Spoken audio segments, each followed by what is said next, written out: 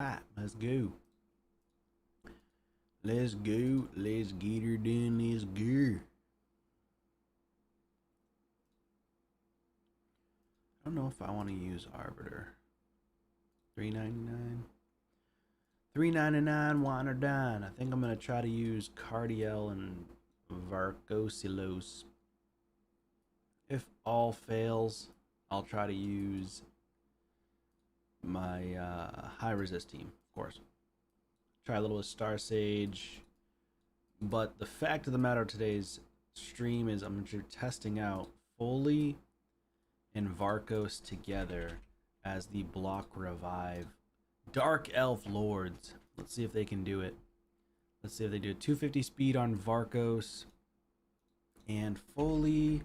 I was trying to get him a little bit faster, but I couldn't get him there for speed. My gear is really thin. Couldn't do it. What's up, Black? How are you, man? But FOLI, I mean, his build's not great. This is my free-to-play account, of course. And I've got him in Helm Smasher. I've had him for a long time. He was one of the first champions I got. He's like from 2019, 2020. He's like a legacy champion, basically. And I put him in St. Xavier's because I don't have a ton of additional relics to throw on.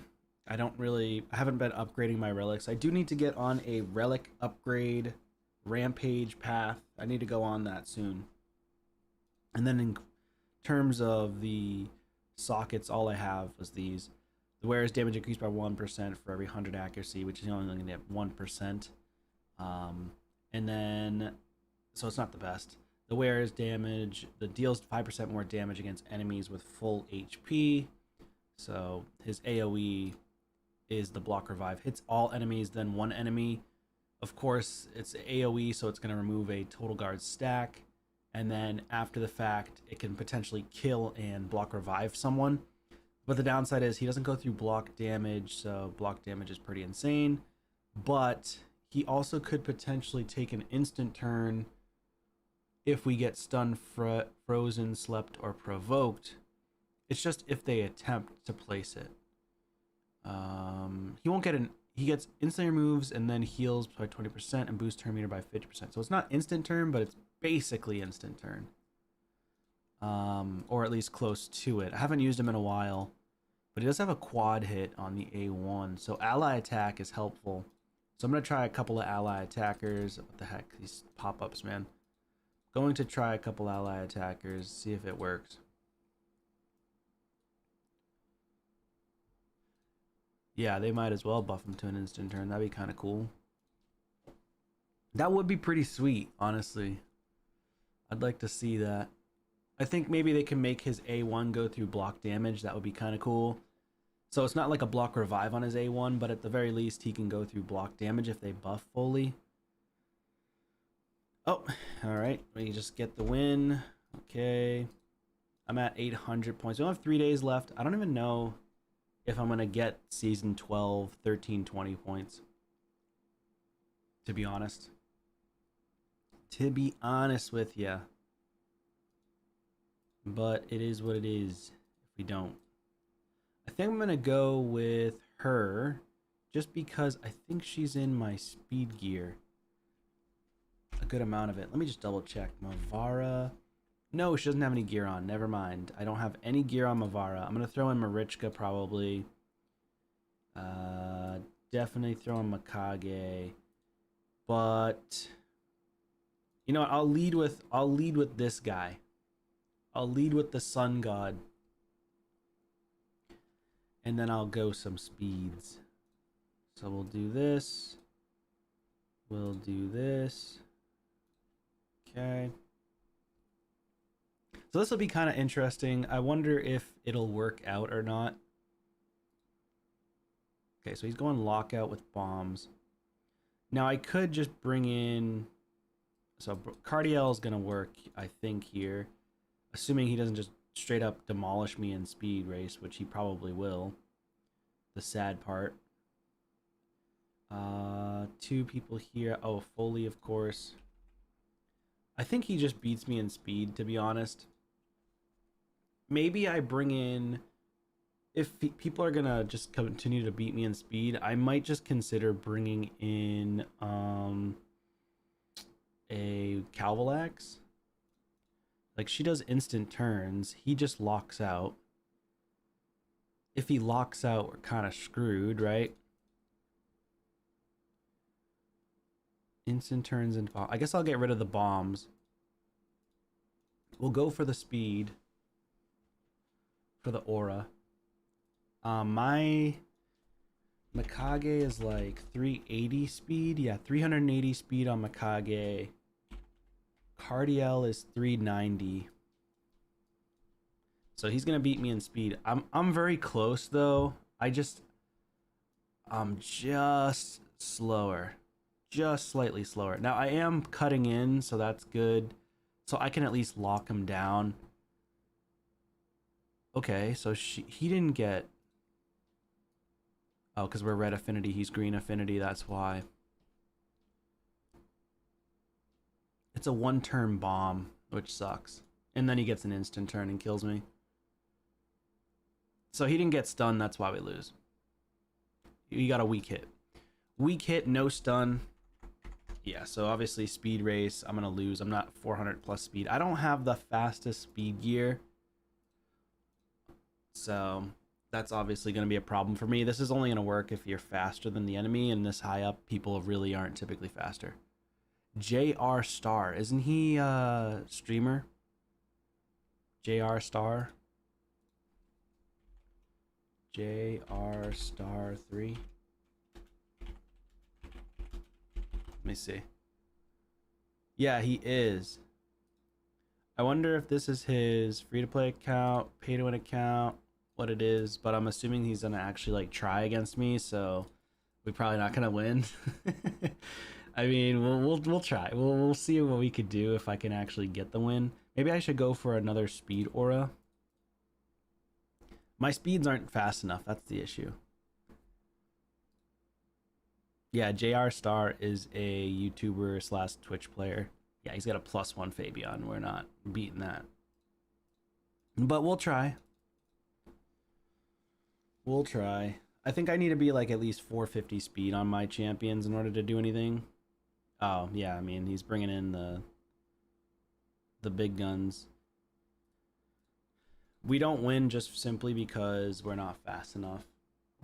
And I would have to ban his Donnie or Lockout. Like, the Lockout would be required to get banned. He's got too high of resistance, and he's got too fast of speed with Lockout against me. So he's just straight up faster than me with my builds. Like, obviously, I could beat this team easily with my better champions and better builds with, you know, everything else, but we'll just ban the Lockout because we have to.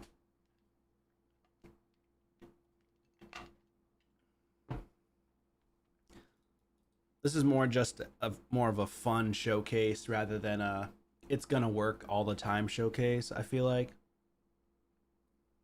Yeah, Fabian's busted.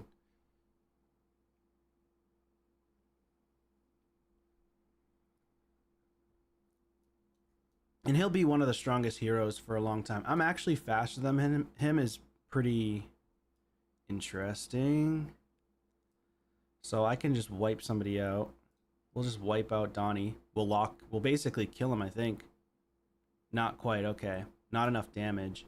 So really strong Donnie, which means now that we do that, I should...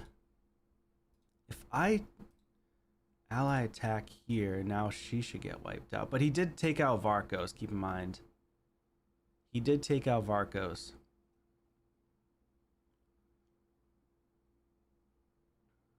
And we're blue affinity against the Embrees, which is not good.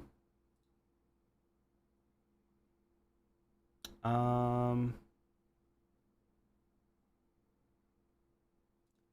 don't know if I can strip this. No, he resists. Interesting.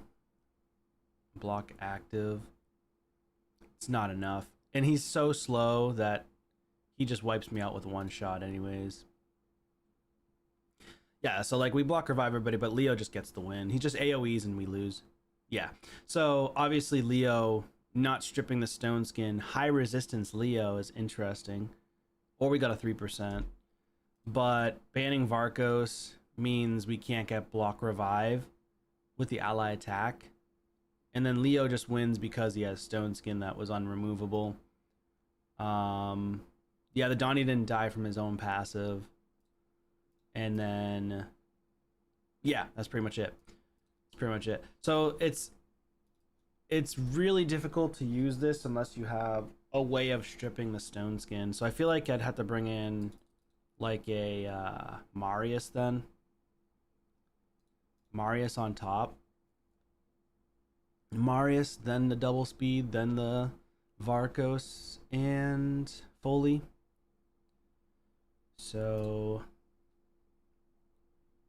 do the ally attacks.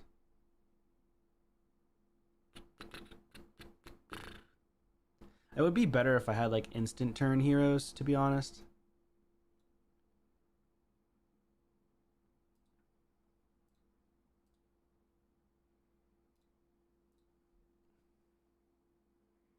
Am I going for the 1320? No.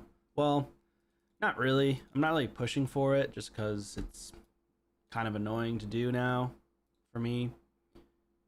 I'm kind of waiting until they just make live arena 24 hours because I don't really have the time to play as much. What up, Prince? And just so y'all know, I'm literally forcing this team comp just to see if it works. But in this meta, it doesn't because you have to be the fastest. So, FYI. They said they were going to do it. Okay, so he banned the Marius, which means it doesn't work, right? If you ban a Marius, I mean, I assume he's going to have the Hilvy in Mercurial. You pulled a Folin from an Ancient. Yikes. Wasn't he the... Was he a Fusion? The Fusion, or... Yeah, he was the past Fusion, right?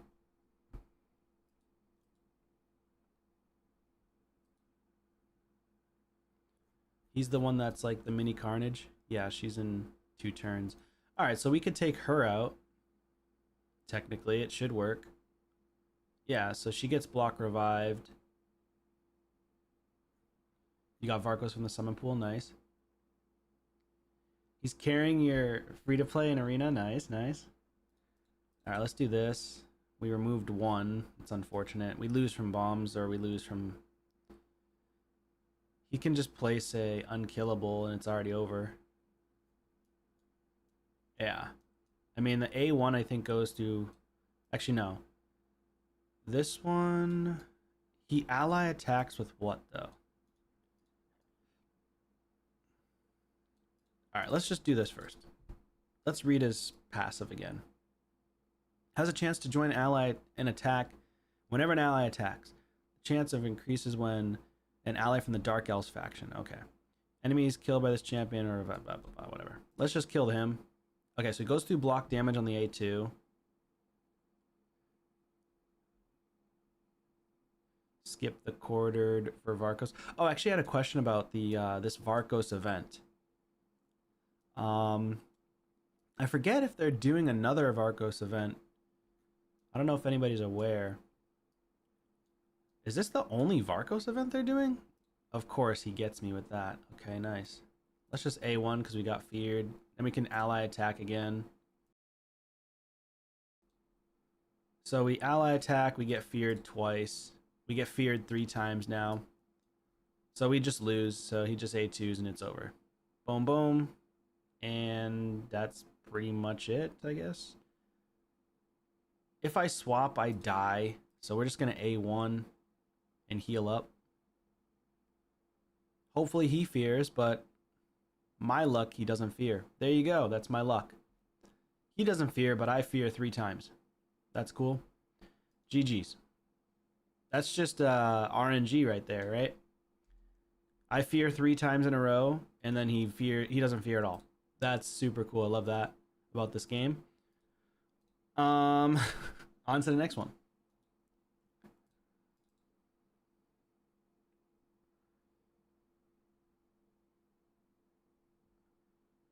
Path event within the next 3 weeks for VARKOS. I'll probably go for a second VARKOS.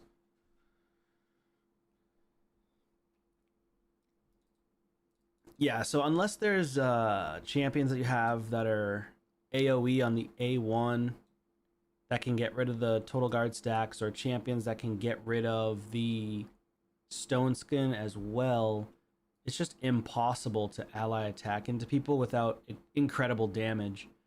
You kind of want the A1 to be AoE, but like VARKOS killing one person means nothing. That's the problem with VARKOS is even though you're killing one person and blocking a revive on one person, there's still 3 other people that could swing the tide of the battle and you can still lose. That's the one thing I noticed about VARKOS is like he's a strong champion if you want him to do a specific job, but there are so many other stronger champions in this game.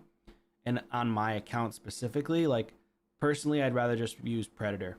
I'm going to be completely honest with you right from the jump. Predator is 10 times better than VARKOS. I'm just going to be completely honest there. I think I could use this team if I just have one ally attacker. Yeah, VARKOS and Mavara work okay together, but Mavara has to be built really exceptionally well. And I highly recommend a very high awakening if you're going to be in high level arena.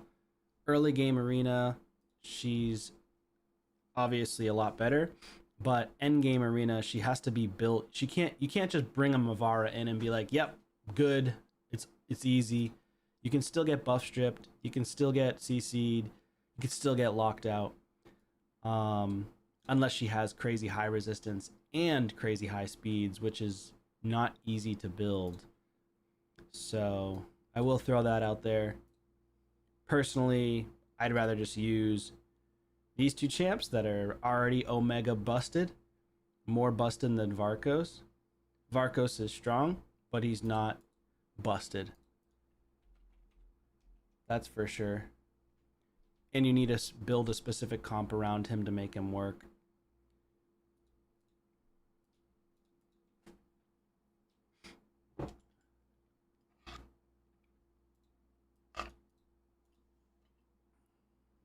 So it's not like he won't work. He works in good niche situations, but he needs to get ally attacks and he needs to get counter attacks in order to benefit. So like I think that VARKOS would be good in revenge accessories, counterattack accessories. You can get him to work well. Like right there where he just ally attacked. That's where VARKOS is good. Like he's good with Marichka. He's good with other ally attackers.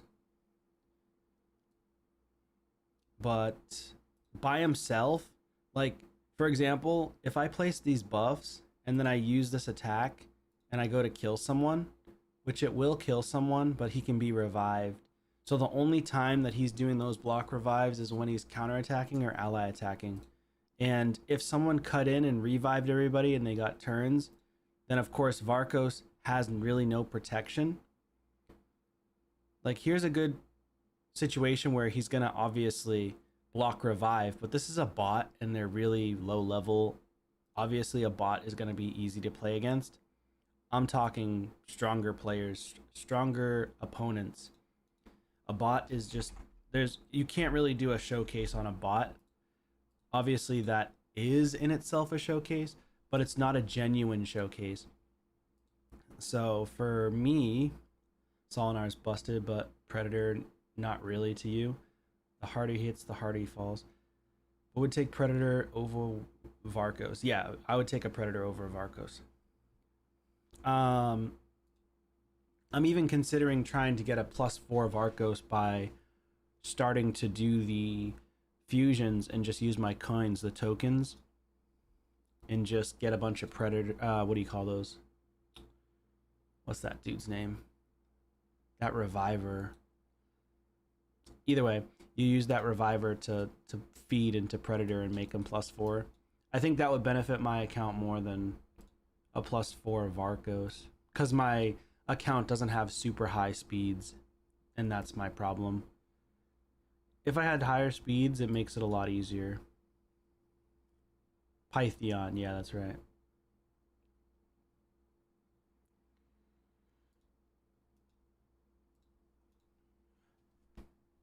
So for my account, super hard to make FOLI and VARKOS work, but I'm gonna try different ways to pair them. Maybe it just doesn't work well with just the ally attackers. Maybe I just put FOLI with VARKOS with my Marichka and my Galathier, or maybe with a Hilvi, something like that, or even the Mavara, but I don't have gear on her right now.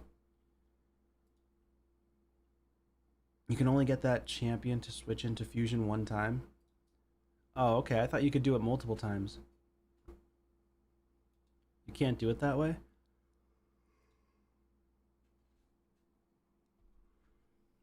That kind of stinks. I was hoping they would let you do it all the time. It takes way too long to empower. Why would they not allow that? Ooh, Sabbath, Sabrael. Sabrael, superpower. I always think her name is like what comes to my mind is Sabbatha. I don't know why I think of Sabbatha for all the time. That epic, but Sabrael super powerful. She's lockout. She's speed. She's everything. She's damage. She's everything. You can do it multiple times, but each time you need 3 tokens, and the Python must be fed first before you fuse again. Ah, I see, I see. So you basically have to have no Pythons on your account? Is that what you're saying? Or can I still have my level 60 Python?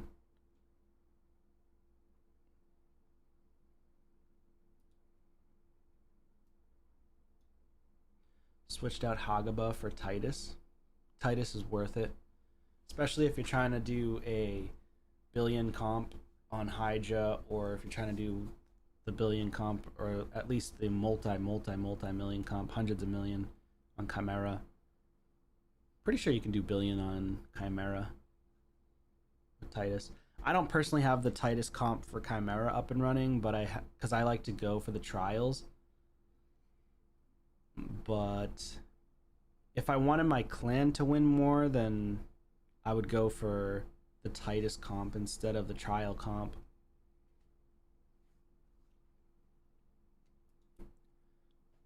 What do you guys think is better? Having your clan win more or doing the trials? Because I personally do the trials to try to get the mythical ore.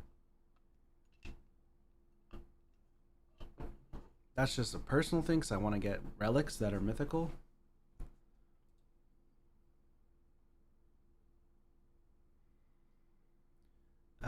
So he's gonna go speed. Damn. It's a tough one. I wonder if I go ally attack, could I take him out? But he's gonna have stone skin anyways, right? I'm gonna go like this, ban here. I'm gonna ban his Arbiter, go for the Marius triple hit. See if I can strip stone skin.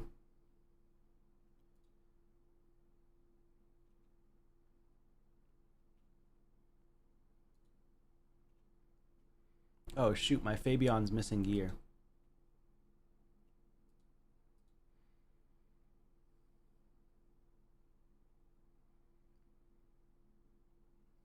Nice, okay.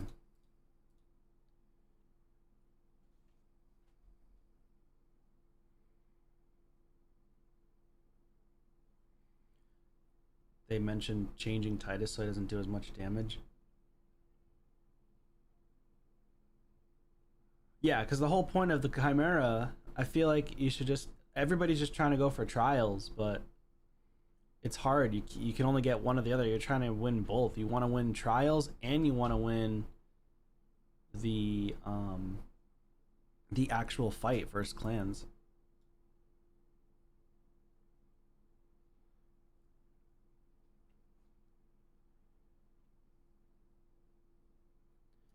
My Titus isn't 300 speed.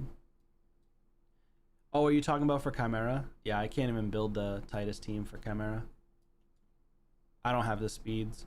You're right. Oh, I think I resisted her.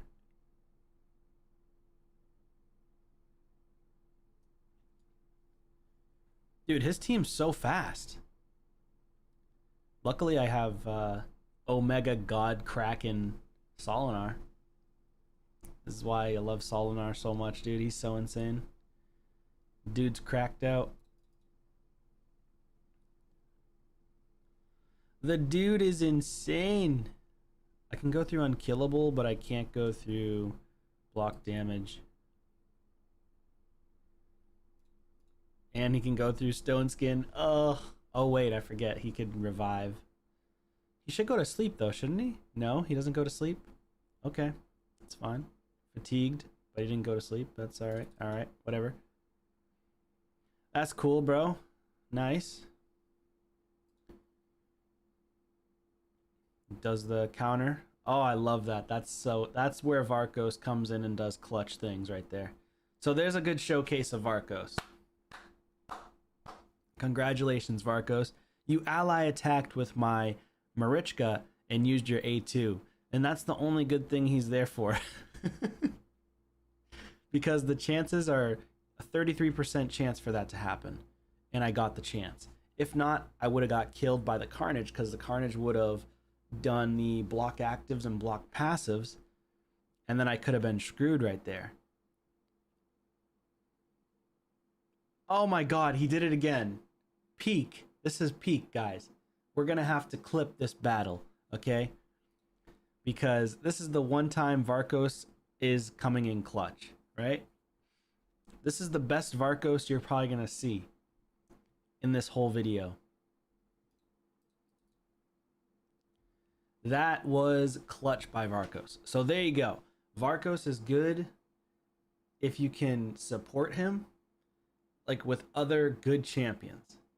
Okay? So like Marichka ally attack is probably one of the best with him.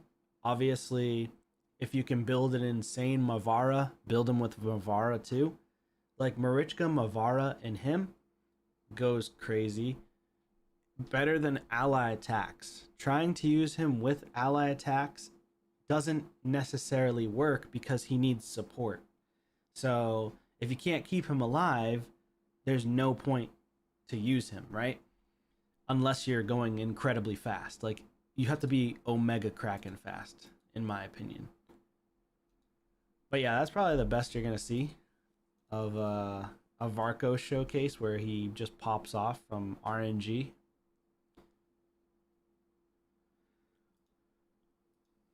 I mean, I like him.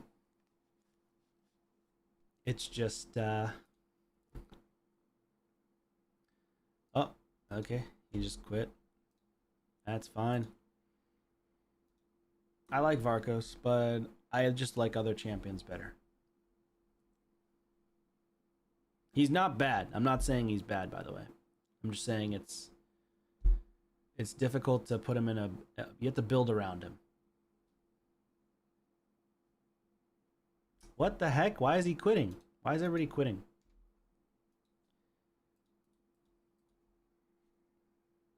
Why?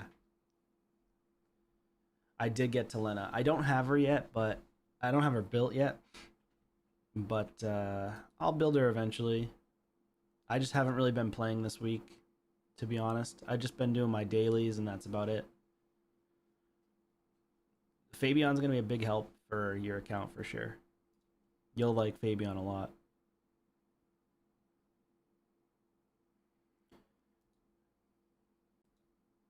Missed him during the fusion, and now can't wait. Yeah, dude, Fabian's so good.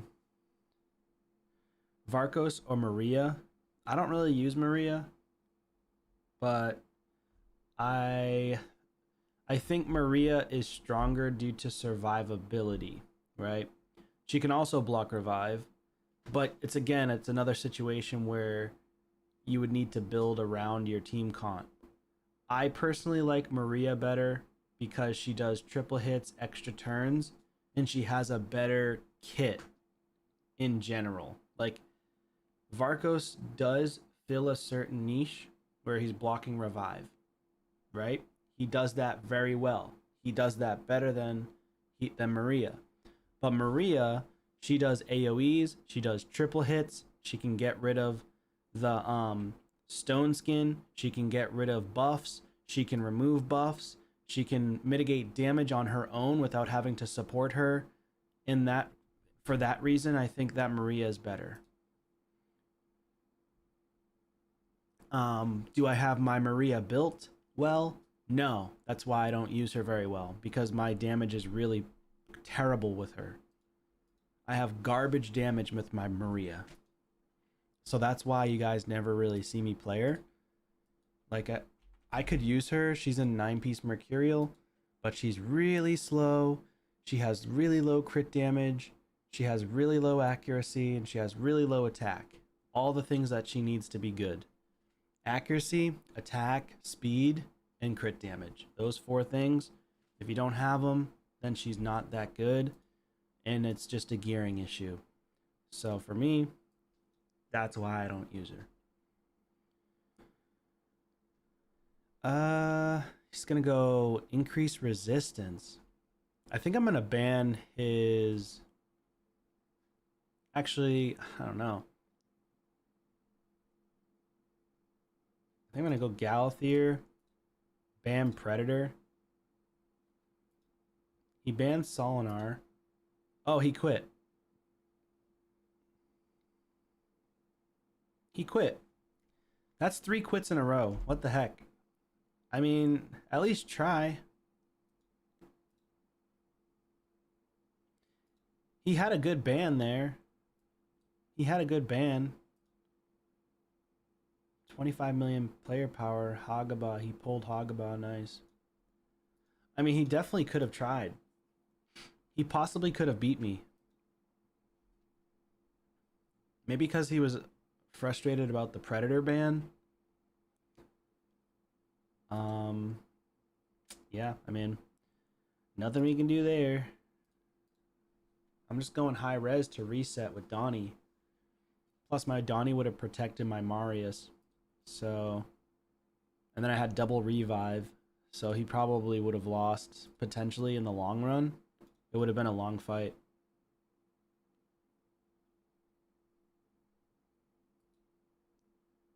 They're just going in, getting their 5 wins and getting out. Well, what do you guys think about the new update that's coming soon with Live Arena? Because they're going to be trying to get people to play more outside of seasons by doing this sort of reward. So if you win 5 in a row, you get rewards, additional rewards outside of seasons. What do you guys think of that? I like it. I think it should work.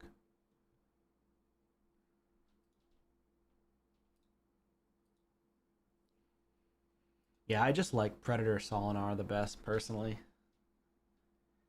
You're looking forward to it? You think it's dumb?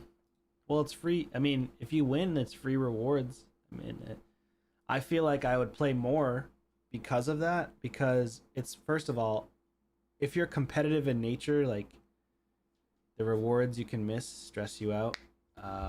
Like your FOMO. What up, Primo? How are you, man? For me, I like the rewards. I also am super competitive in nature, which a lot of people that play this game are hyper competitive. Personally, I think it'll be fun.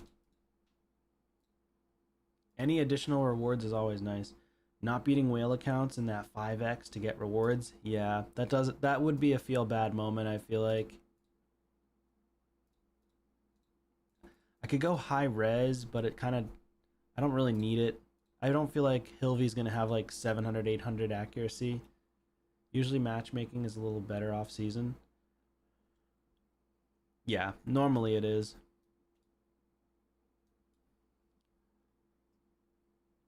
This guy's fast. He's going to probably do block damage. Nope, he didn't. Okay, that's fine.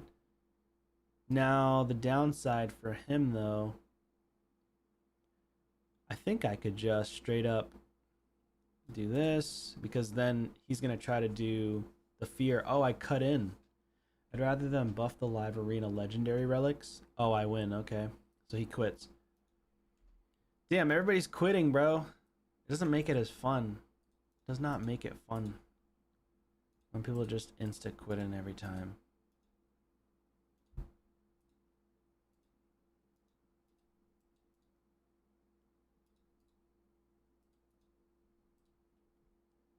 Shoot, I might just start a new free-to-play account.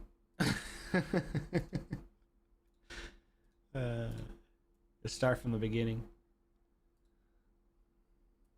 My free-to-play is too whaled account now. It's like, it's whaled out. I got all the best heroes now. Everybody keeps quitting.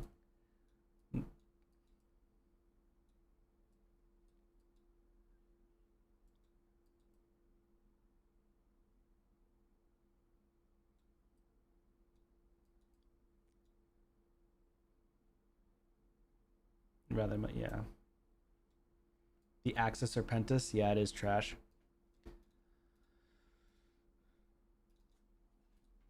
Yeah, let's do this. Another 5, why not? Why not? 7 wins, 3 losses so far. 18,797. This guy's not gonna quit. This guy's gonna actually do good. Ah, shoot, I don't have my gear on my Fabian. I'm just gonna throw him in there anyways. I'm gonna use him as a bait. This will be my bait right here.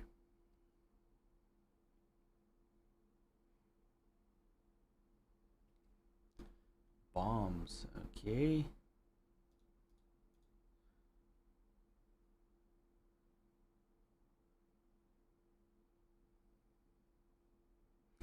Yeah, I would end up, if I created a new account, I'd be with that code that I mentioned in a previous video. Instant turn effect. I think I'll just get rid of him, because that instant turn effect's pretty annoying.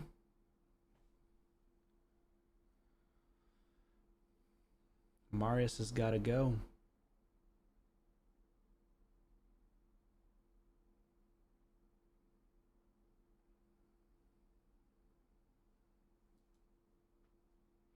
Marius has got to go.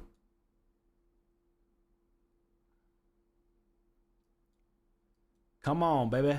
Predator. Win this for me. Damn it.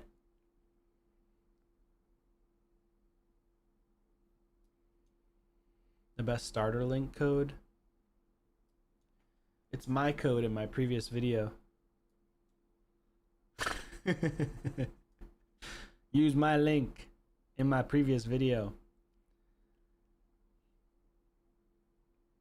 Yo, we just slapped him going second. Let's go.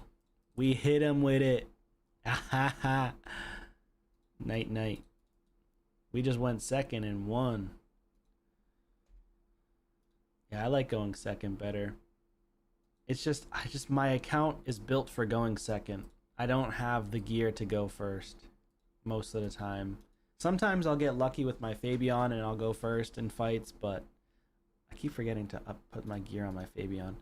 But yeah, my account's meant for going second.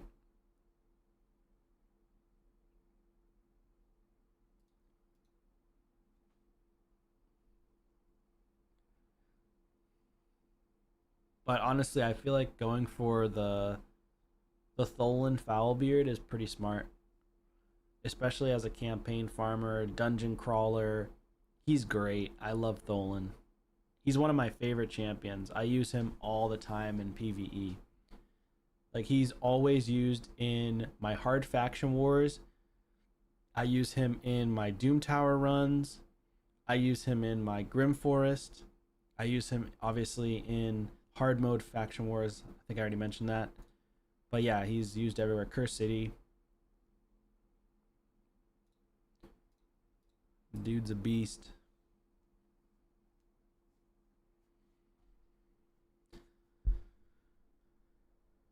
Yeah, this guy's just got all the red affinity. He's got the cleanse ability. He's got everything. I can't. It's hard to use Folan. Or, sorry, not Folan. Fralny. Is it Fralny? whatever this dude's name is. VARKOS and FOLI. Hard to use them. Not FOLI. What the fudge, bro? What the fudge, Ripple? This guy that does block revive. FOLI. Too many F's. I'm gonna get rid of Carnage. Bro, my brain's not working.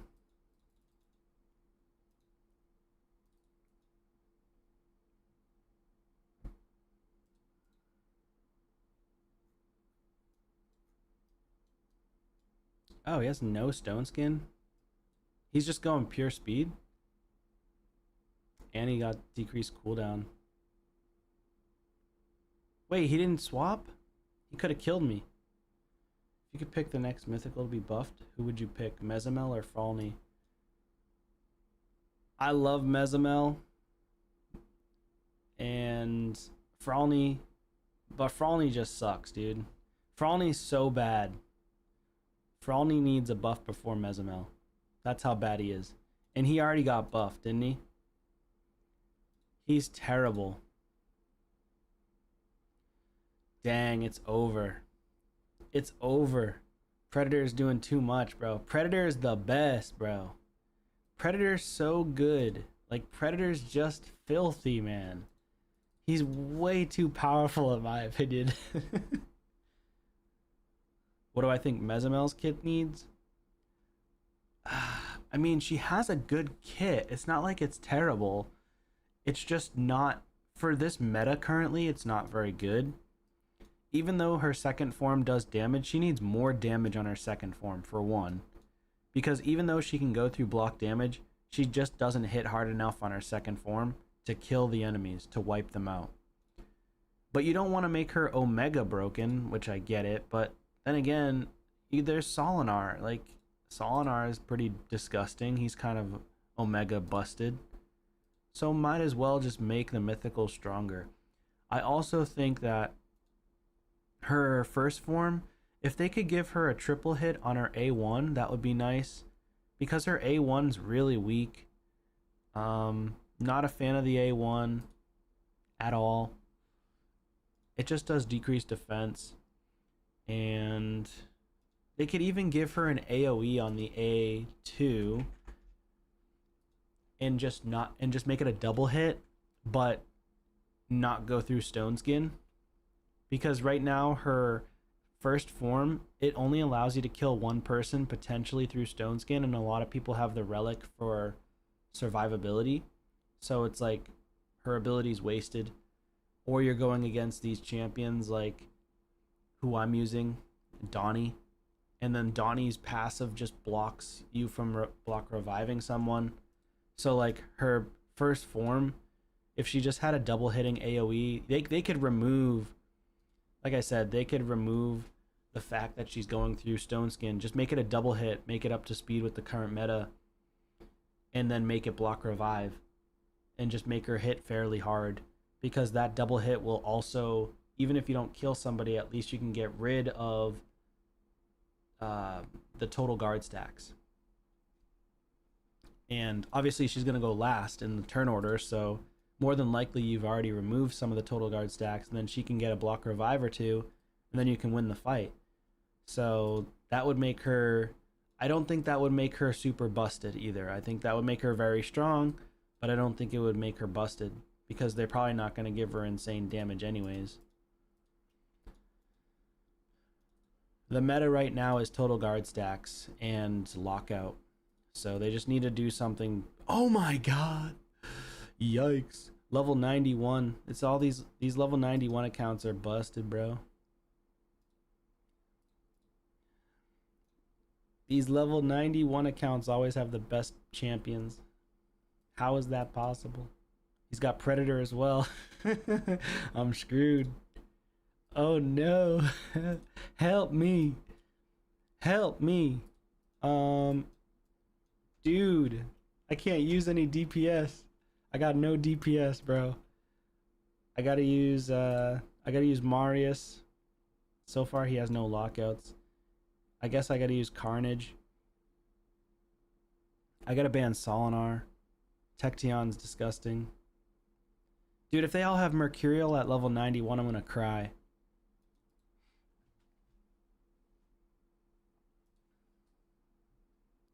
I don't understand why they're not picking the counter to Predator. Volcanos plus Tection and Solinar. Yikes. Yeah, I'm gonna ban his Arbiter. I don't want him to go first.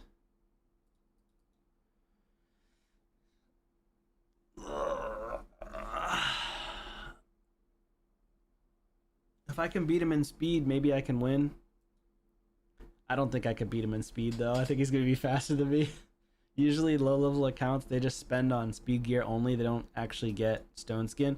Dude, you literally said it, bro. Watch him be an all freaking goddamn... God damn it, bro. And he locked me out. Son of a...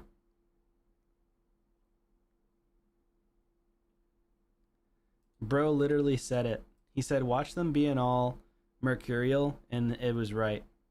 He was right. I think maybe I can still come back. I don't know.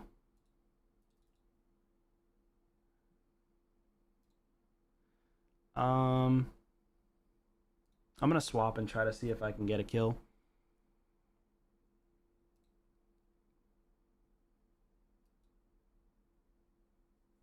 This guy's not dying. Solinar's not dying, bro. It's because because his A3 was a heal. Oh, hell yeah, I killed him, though. Counterattacks. I pulled Predator a long time ago.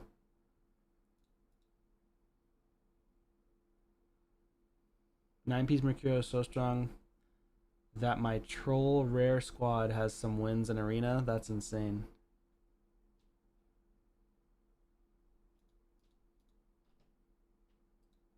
I can't do anything. There's freaking Tection with a taunt for 7,000 turns, bro.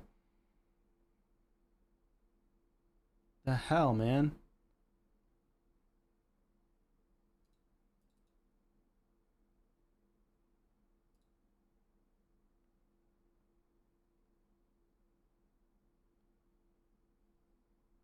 Bro, Tection with the taunt. Bro, he just keeps getting the taunt over and over and over.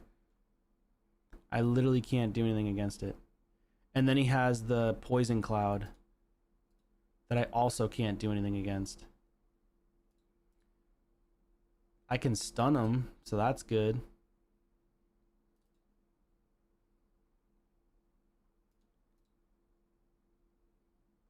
Yeah, literally.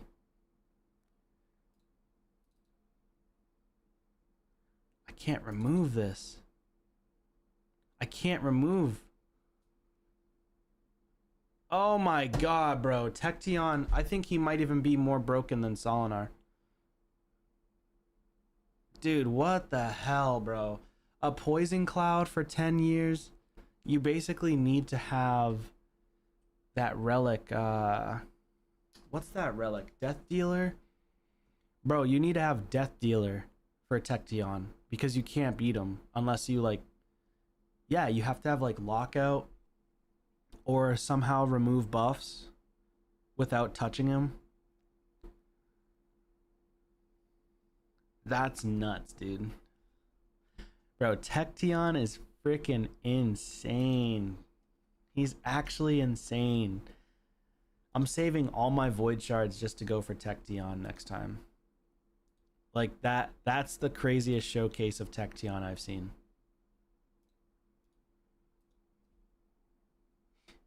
Level 91 too, by the way. Marius does nothing against him. Because you can't strip him. Because you're hitting him. And you're hitting into the poison cloud. So I wonder if people are going to start using Marius in a Death Dealer. Because if you put Marius in a Death Dealer, you're always going to critical hit. So, and then Death Dealer, you could go with full damage and not have to worry about any crit rate. So maybe people start putting Marius in a Death Dealer? I don't know. It sounds kind of interesting though.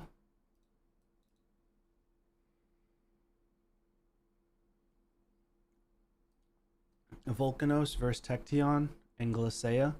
Actually, yeah, those two would be great. I don't have them, but that's a good pairing against them.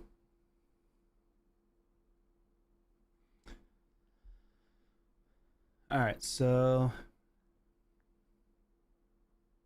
well, speaking of Mezimel, she would technically work here. Mezimel, my Mezimel, is she geared? Yes, she is. Okay, I can use my Mezimel here. I'm gonna go block damage Hilvi. The only reason why I'm doing this is because, and I also changed the relic off my Hilvi. I put her in the Solmar relic now. So she is, and if you don't know what the Solmar does, the Solmar crystal, once per round, the wearer has a 50% chance of activating an instant turn effect if one or more allies killed, so I can just revive with block damage.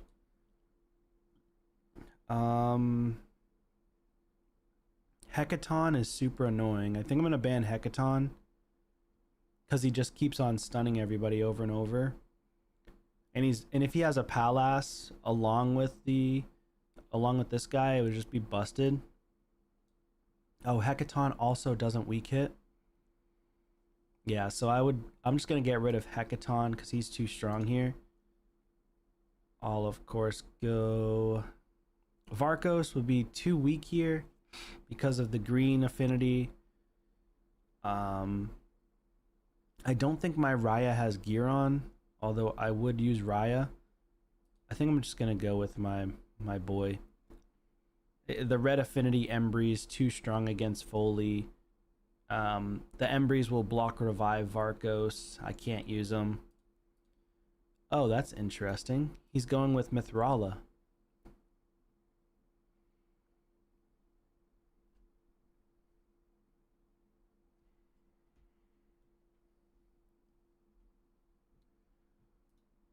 Alright, I'm gonna go speed.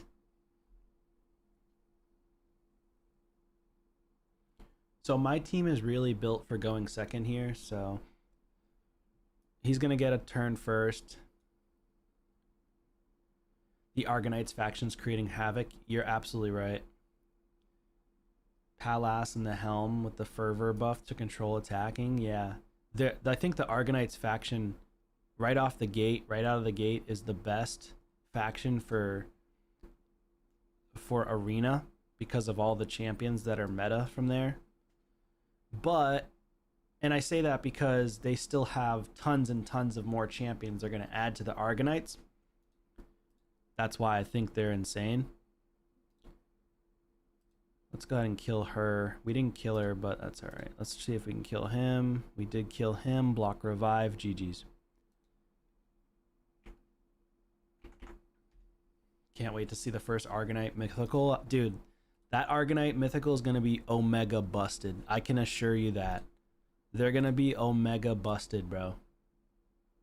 The Argonites are on a rampage with being the best faction in class for like everything.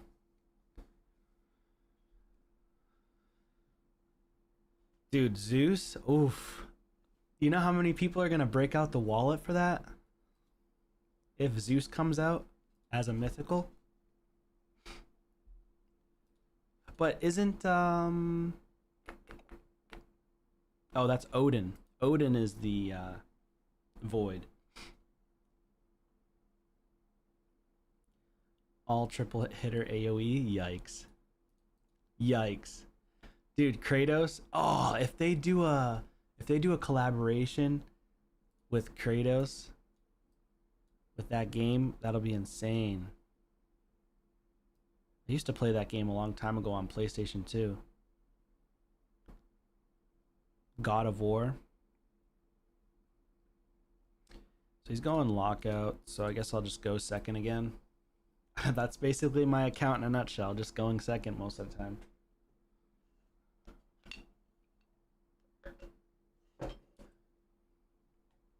I struggle going first.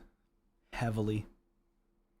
I'm probably going to end up just banning this chick here, our bias, because she brings in increased accuracy.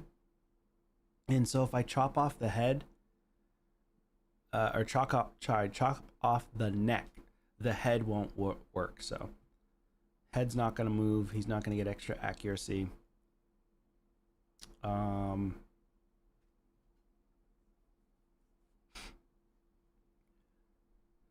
think I could also go with Leo here. Leo Predator. I need to fix my Leo. I swapped him into that blessing right there because I completed Grim Forest, the boss, with Leo, and I used Brimstone to help do it. I did the boss against with all the other 4 boss minions. This guy's going with unkillable. Huh. VARKOS.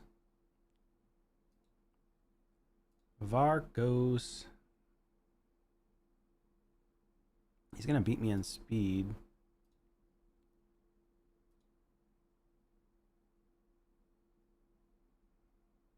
Do I ban Sun Wukong? Sun Wukong is actually pretty dangerous. I think I ban... If he bans this guy, I'm screwed. He doesn't. Okay, I can probably resist. Well, he has increased accuracy, so I'm probably still screwed. I wasn't really thinking that one through. So if Fabian's faster than his R bias, then I should be good, but if Fabian's slower and he gets buffed with increased accuracy, then I'm screwed. I should have just stuck with the ban on Fabian, or R bias, I mean.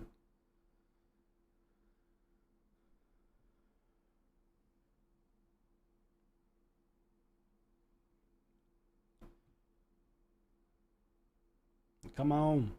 There we go. There we go. Yeah, he gets buffed. Okay. That sucks. I wonder if maybe I still get lucky and resist. I doubt it. Let's see.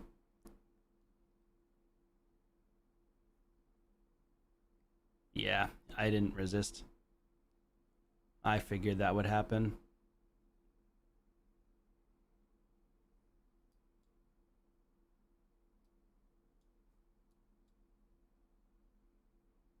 Alright, sheeped as well.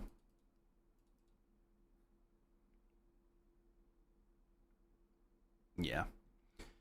That's unfortunate. I should have just banned the R bias like I originally mentioned, and then I would have been fine. But now I probably lose because of it.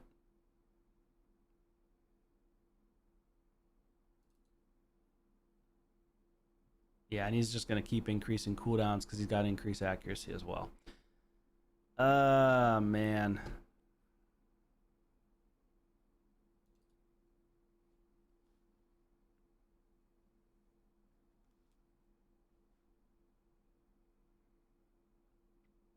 And he gets a reset.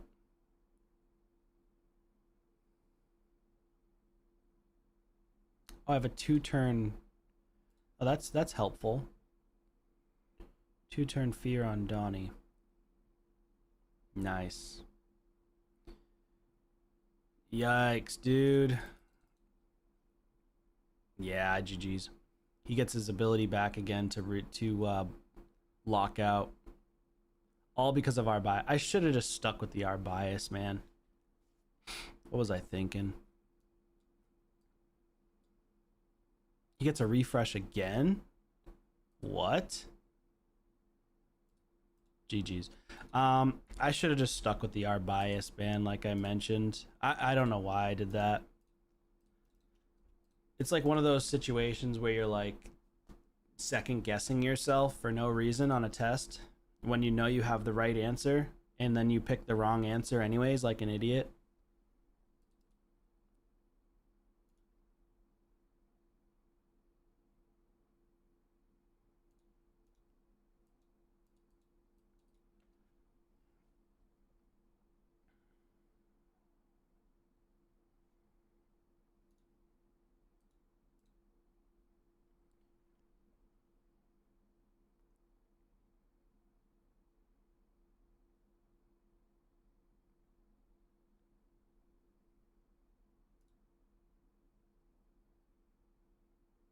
Alright, let's do Predator. I'll probably get rid of Hilvey. Oh, he quit.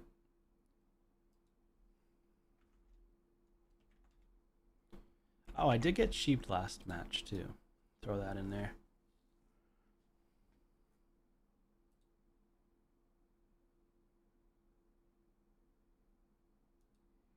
Omerta.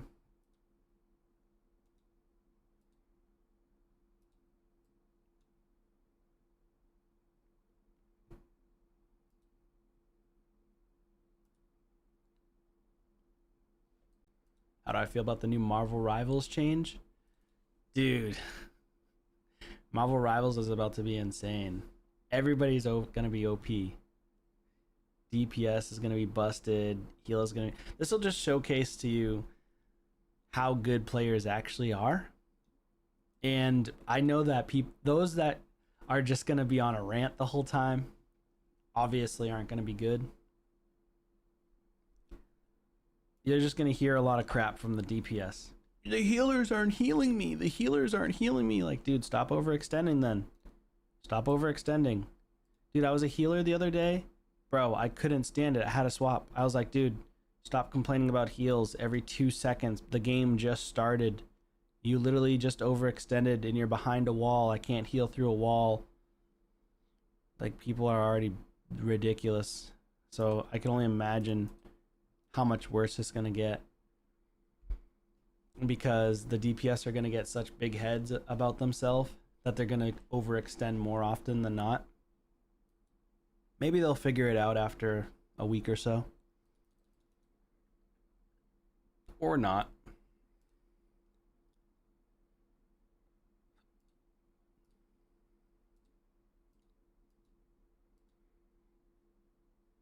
I think I can use VARKOS here. Oh, he's going super fast. He has no lockout. I'm going to use Solinar.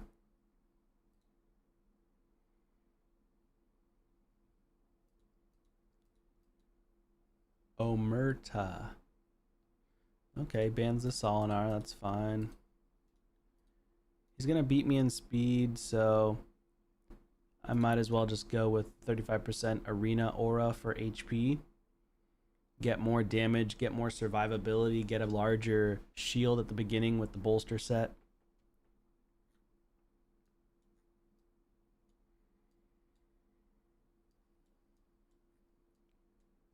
Who do I play mostly? I'm mostly DPS. I've been doing a lot more healing recently, just to pick it up to get better at other positions. For tanks, I like the Thing. I like Venom. I've been playing a lot recently. I've been using Strange.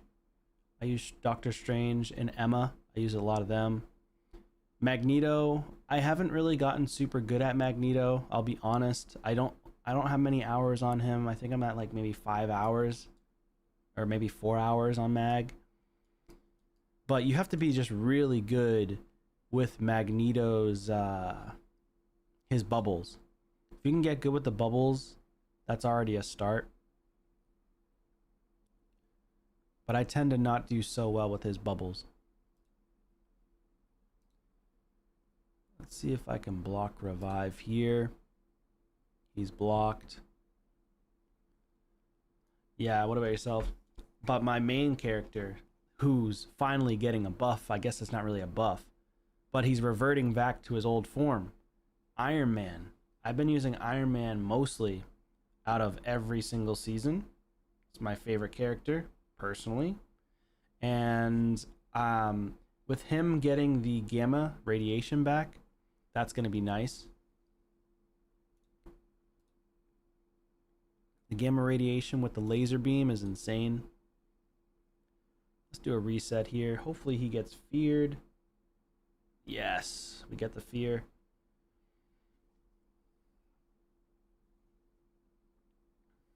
He keeps on sleeping this dude, the Fabian, but you can't sleep Fabian, bro. It just doesn't work. Yeah. Keeps sleeping Fabian, but doesn't actually sleep him. Honestly, at this rate, I might be able to get the 1320. Not gonna lie. I have a pretty high win rate this season. I think it's like 70%, 72%.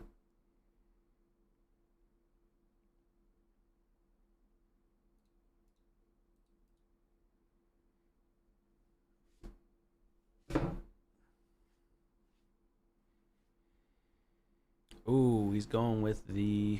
Wait, let me check to see if Raya has gear on. Oh, she's missing gear. I can't use her. I need more gear. I need to do some relic crafting for more lethal gear.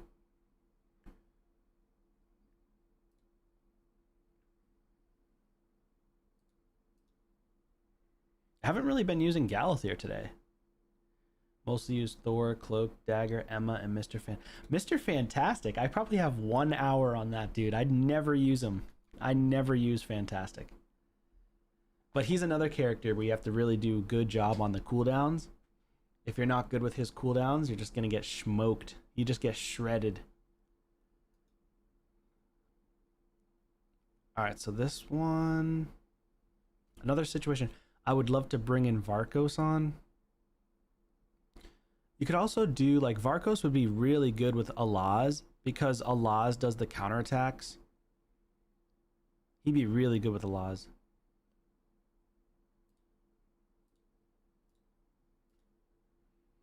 I think VARKOS, Alaz, great pairing. Oh, Gaspard's really strong, so I'm just going to ban Gaspard. The block revive once you're... So he's really strong against the Solinar. The downside for me here is going to be block active, block passive. If he can land block active, block passive on Marichka, which he most likely will, I probably lose this one.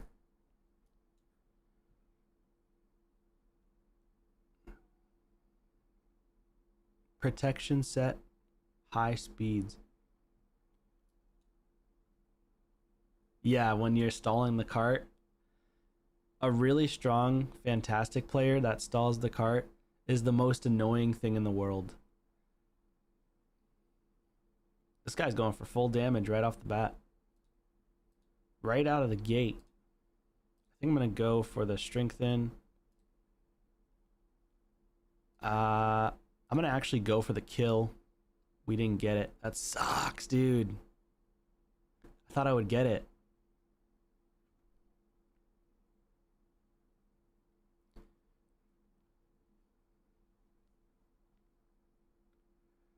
Wait, he swapped forms though.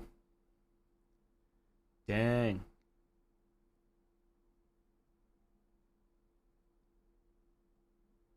Yeah, he kills me there. I think I can kill him. Wait. Oh, Aspect of Siroth procced. He put Aspect of Siroth on his dude, so I can't do anything. Alaz. I think I lose. I can't do anything. He's locking me out too much. Yeah, I can't even take a turn. I got block damage, which is nice because of the coronet.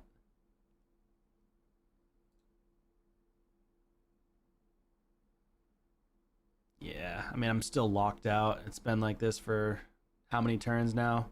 Yeah, GG's. The Carnage was MVP for him. All right, there you go. Carnage putting in work. Putting in work. I do love Carnage. He's great. All right, overall, VARKOS, Fabian, or Fraun.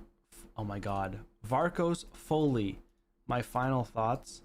Not really being able to use them, to be honest. I don't think they're very good with ally attacks unless you have incredible gear. And unless you have a way of... I'm getting rid of this. That's trash.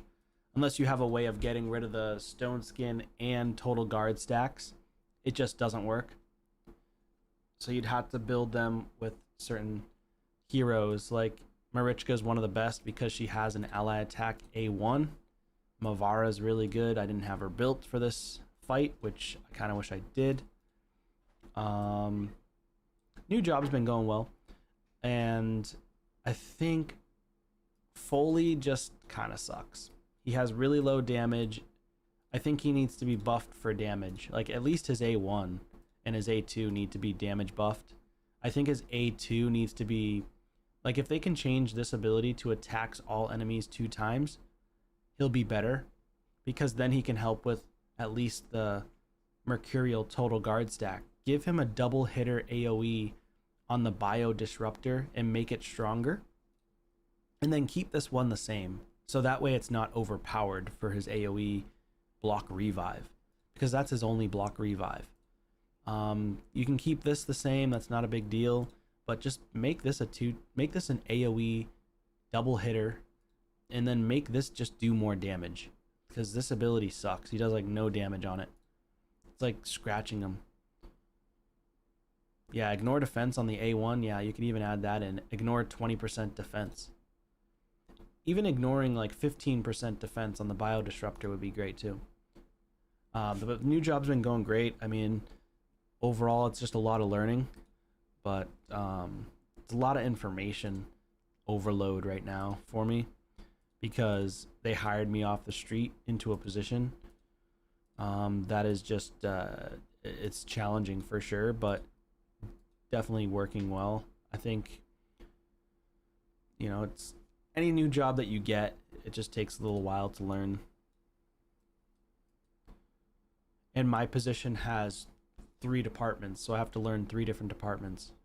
So basically every department that I get rotated to, I have to learn that department as well, and then I move to the next one and I learn that one, and we rotate quarters. So every 3 months we go to a new department. All right, let's see what we've got here. We've got, I think, is this worth it, this event? I think someone said that there was an event coming for VARKOS. Was it a Soulstone event? Was it a Summon Rush event? What is the event coming out for VARKOS guarantee? I mean, I don't really need to do it. VARKOS is strong, I will say.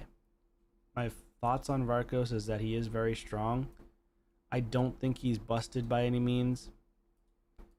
I think he's strong. He's definitely an A tier character. I wouldn't call him S tier. Personally, I think he's A tier. I think that Predator's S tier because of how busted his kit is. Hero's Path with him and his soul. So you think it's probably, so it might just be shard pulling then. I would definitely go for the 5-star soul. You got your MBA about a year ago, couldn't find a job? Yeah, it's hard, man. It's hard to find a job. You're doing an ABSN, a nursing. Is that nursing? Good night, Boo. Love you. Night. Did you ever check the basement, I guess? I'll check it before I go to bed.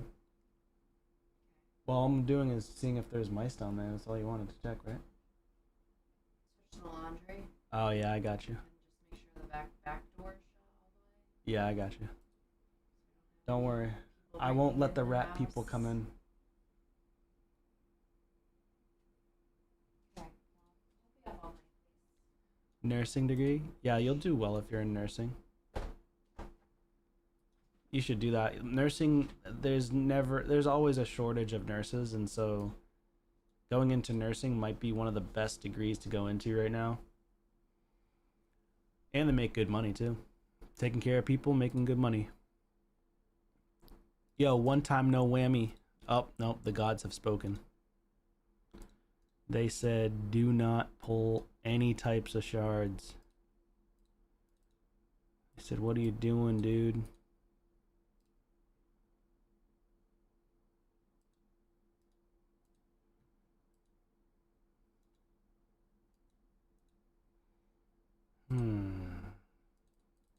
Wait, I don't have any champs in the reserve vault? Okay. All right, let's do it. One time. Wait, what the hell? Why do I have no spots, bro? Ugh, I have no spots at all.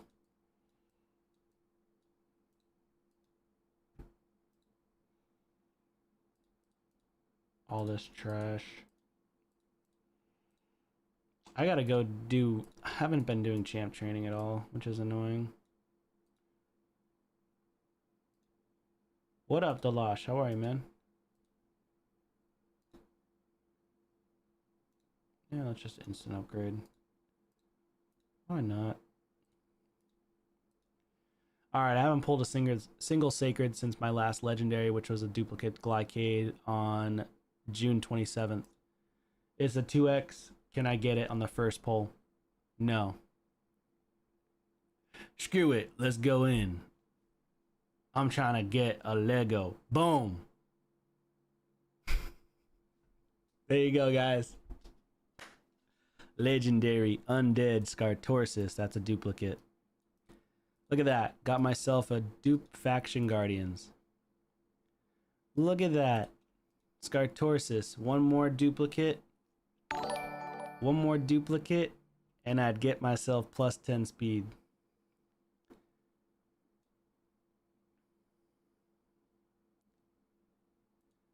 What's up, dude? First time on the stream? Glad to have you. Scartorsis sounds like an STD. Yo, let's go. Let's get it. Let's get ourselves a duplicate, guys. Another one. Yo, it's the streamer luck. Royal Huntsman. That's another duplicate. Yo, we're filling Faction Guardians, guys. Oh my god, stop with the pop-ups. Faction Guardians. We filled it. Hey, we just filled our third Faction Guardians, I think, or fourth. 10 plus speed. Let's go. I should have did this before I did the stream. Let's go. Faction Guardians complete, guys. I think today's the day to fill Faction Guardians, y'all. 2 Legos. Dang, son. 3 shards, 2 Legos. Holy crap. Let me just write this down on my sticky note. 2 Legos during... What is it? A 2x? 2x? 15x progressive for VARKOS. He pulled 50 sacreds and didn't get him. Damn, I'm about to get him because I have more luck than him.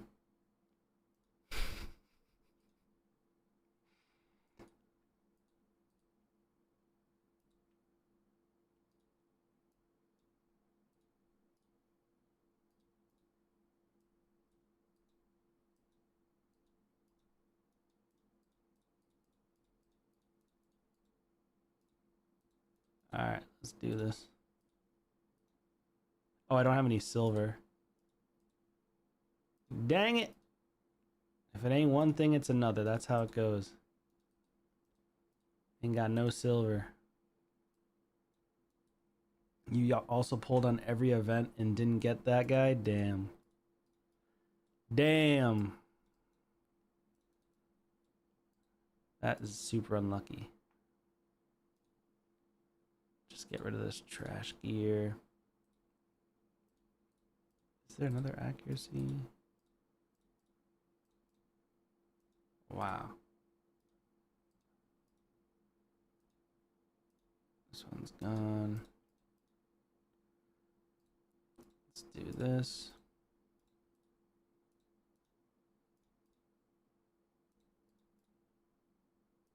I wish you could sell from there instantly instead of having to come here to do it.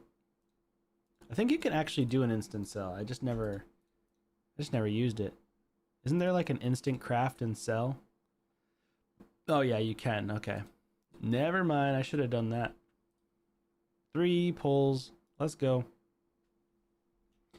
1. Epic. So 2 epics in a row so far. I got 2 more though. Okay, 1 more. Here it is. The last pull is VARKOS. Boom. Ah, okay. We got 4 epics in a row. That's fine. You wish you had Queen of Hearts. Think her and him would work well together. Yeah, they probably would actually. Now that I think about it. And then we have a summon for a mythical right here for a remnant shard. My remnants, I've pulled 14. Now that's 15. 15 remnants, no mythical. Last time I got a mythical from remnants was February 14th, 2026. I'm not going for this fusion. I just figured, why not? I'll pull some shards. Got 2 legendaries in 7. Was that 7 sacred? That's not bad for a 2x. I haven't even done that good. It's been a long time I've not pulled well on a 2x. And we filled our high elf, so that means we have 1, 2, 3. Oh, that's 4. That's actually 4 factions complete now. Dwarves, Shadowkin, Sylvan Watchers, and the High Elves. And it's interesting because the Sylvan Watchers came out last. And I have the Sylvan Watchers already maxed. And I already have a first empowerment from the Sylvan Watchers on this free-to-play. Which is kind of insane. I can also empower another champion too. I can empower another champion on the Sylvan, which is... I forget her name. This chick right here, Lady of Areth. So if I do this, why doesn't she pop up? Hide champions set as faction guardians. I don't want to hide them at all. Did I already empower Lady of Areth? Or maybe I used her in here? No? Oh, I thought I had more copies. Yeah, I do, right here. Why isn't she popping up? I can empower her too. Why isn't it? Ireth? Oh, there she is. That was weird.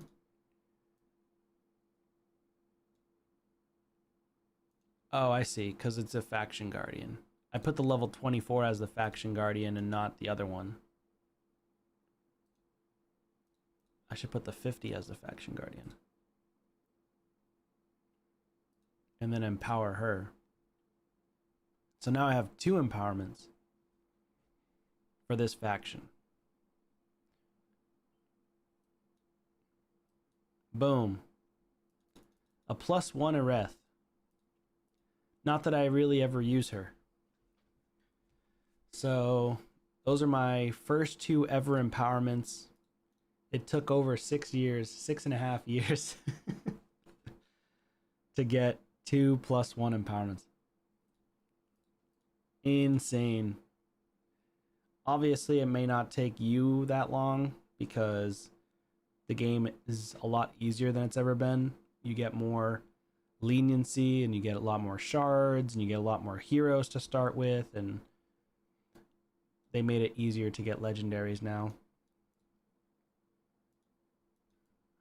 So yeah, this girl will be good for the faction. I haven't built her yet. There's no books, no relic, nothing like that. But she'll be decent for the faction.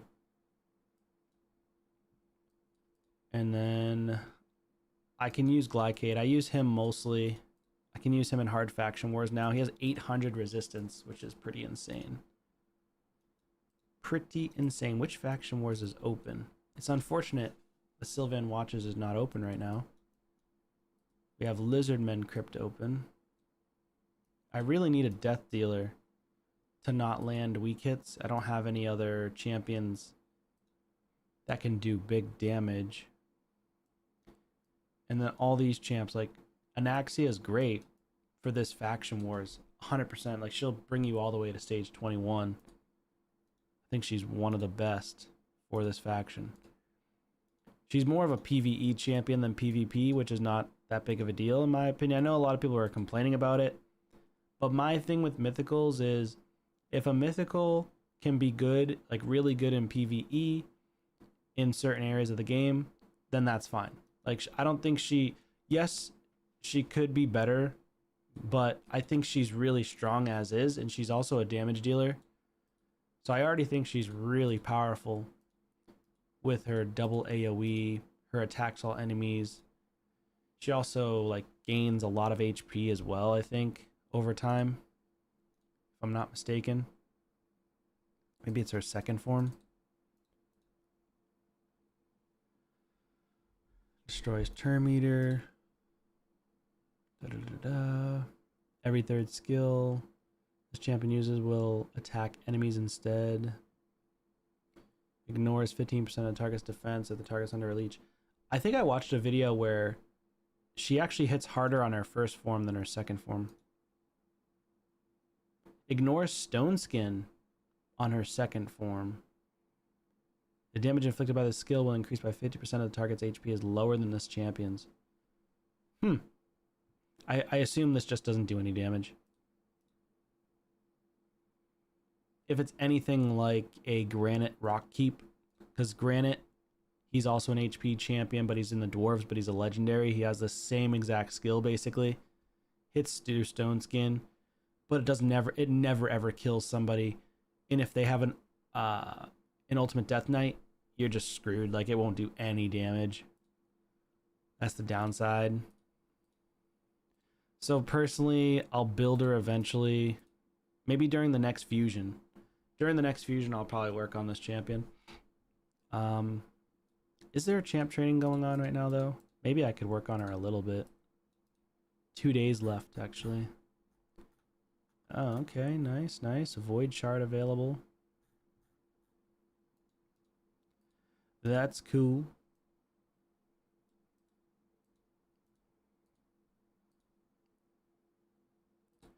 Damn, I've never gotten a mythical from rare, legendary, or epics yet. How about y'all?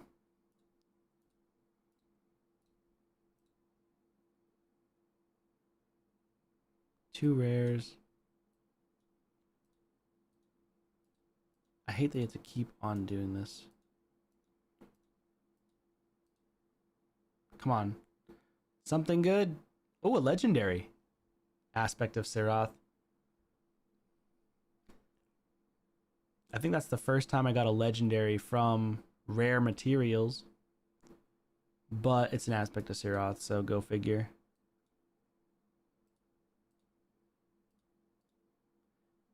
You only got a mythical from legendary.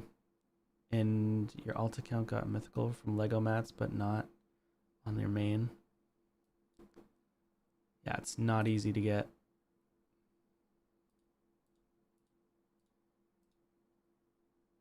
Damn, nothing really. Nothing. That's unfortunate. I got a little ways to go before I can get another mythical material pull. Man. Grim Forest. I've been pushing this pretty hard. This chick. I think this is the one that heals a lot. And you need to place anti-heal. I don't think she removes debuffs, right? Removes all buffs from enemies. Master Seal. Yeah, she doesn't remove any debuffs. So basically Venom Mage could work here. Venom Mage heals and then just doing damage. Well, technically I could use this chick because I have her too.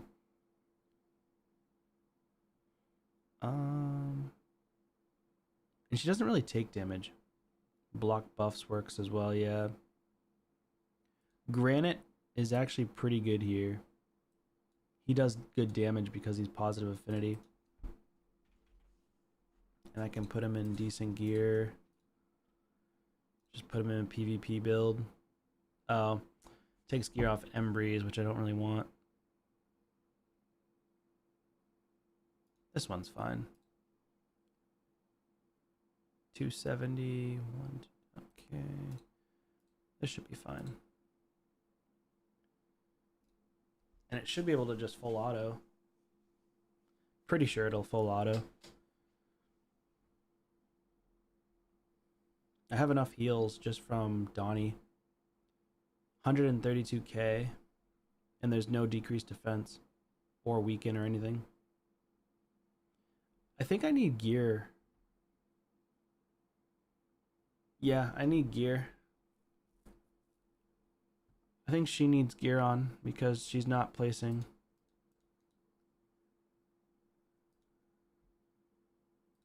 Does she already have gear? Yeah, she has 350 accuracy. Why isn't it placing?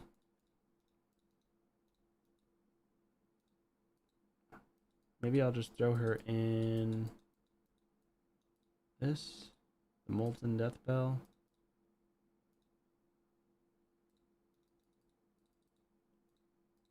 Just get it to level 6 and then she'll get 50, or no, get it to level 9. 51 accuracy, I think. Yeah, 51 accuracy. And then 5% Terminator every time an enemy resists a debuff. Cannot gain more than 20% Terminator.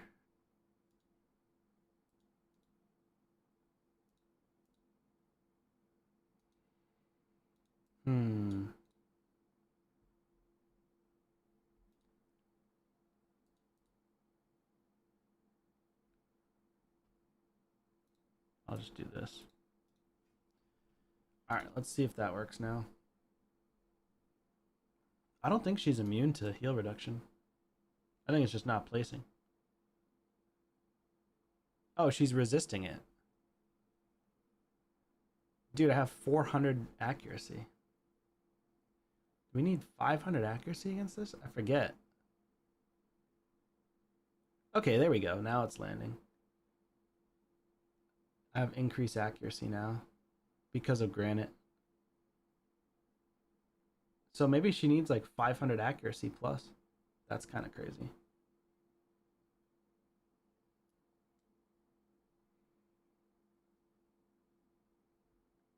Yeah, granite removes the buffs as well. So granite is actually really good against her.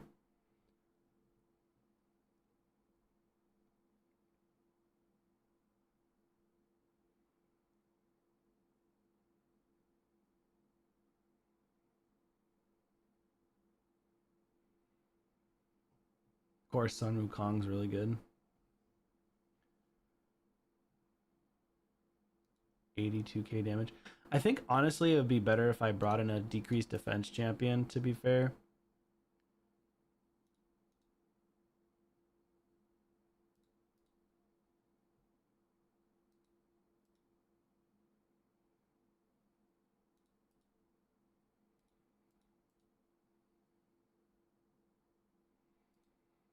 This fight just takes forever.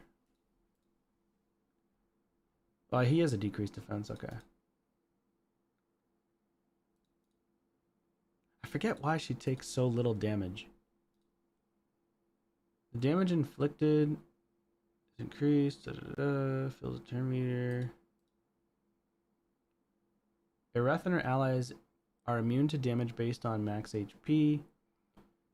Ereth, Isheth, I'm saying her name wrong. Allies deal pure damage.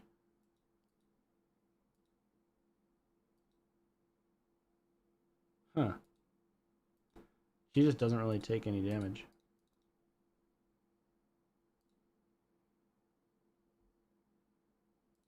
I think one of the better heroes to be on here, though, is definitely Geomancer. I think he's kind of insanely powerful against these bosses. Geomancer is like one of the most busted epic champions in the entire game.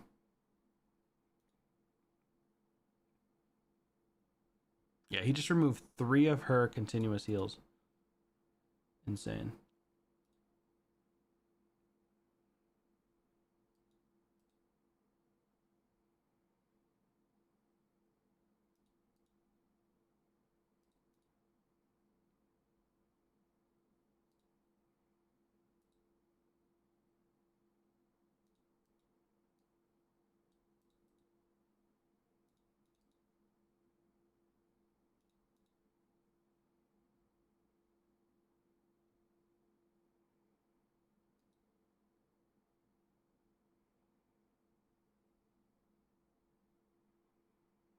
I'm not even doing the fusion at all, to be honest.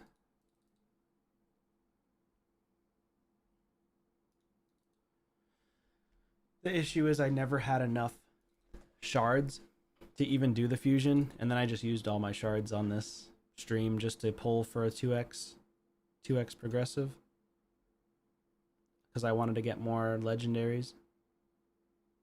I'm really just looking for legendaries to fill faction guardians at this point.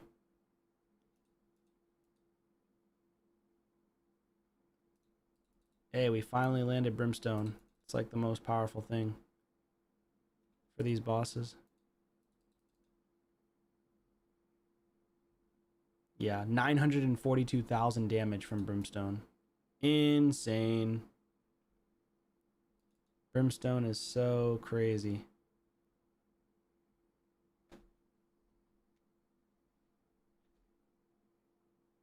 Pulled 10 Sacreds and got no Legos, but needed the points for fusion. Maybe because I'm not going for the fusion, the game's like, here you go, you can have a couple of Legos, bro.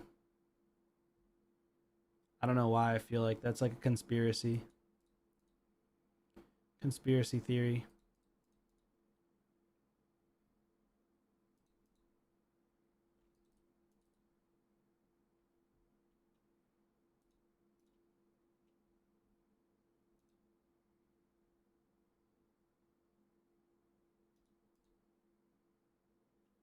$212k damage, that's okay.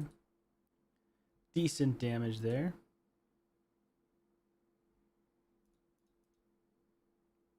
Yeah, I like Granite. I've personally really loved Granite. I also thought he was going to be great for the faction, and he allowed me to beat the faction. I think he's better than Fralny, which is pretty sad because Fralny should definitely be better than a legendary that's a non-void. But apparently they just don't give a damn about Fralny at all. They gave him a buff, but he still sucks. Fralny takes too long to rev up. You got to rev his engine and try to make him strong over time. But unfortunately for PvP, which is what they're trying to build Fralny for, it just doesn't work. Do you do free account takeovers? Need help with Nightmare, Hydra, and Chimera? Not really. I'll be honest. These days, especially these days, because I'm working full time, it's hard for me to do an account takeover, especially for free. You're free to play as well. That's awesome, dude. I mean, I have a lot of videos that can help. I have so many videos. I don't know about Chimera. I haven't really made Chimera videos. I might have one, maybe two. But for Hydra, I have a good amount of Hydra videos. Mostly clan boss videos.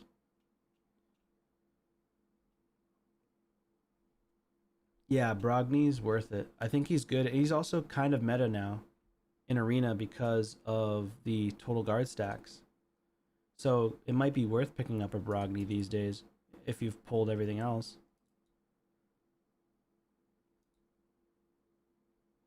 I don't use my Brogny simply because of the gearing. Again, the only reason why I don't use a lot of the champions on my account in Arena is due to gearing. And I put my better gear on my better champions most of the time.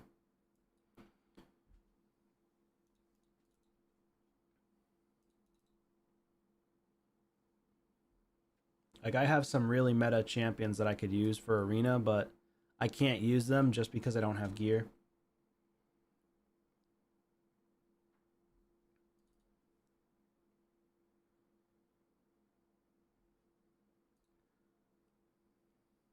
Hey, thanks, Prince. Appreciate the shout out.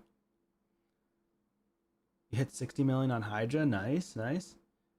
What are you doing normal? Are you doing easy, normal? Are you doing hard? What are you doing for Hydra? Is it brutal or ultra nightmare?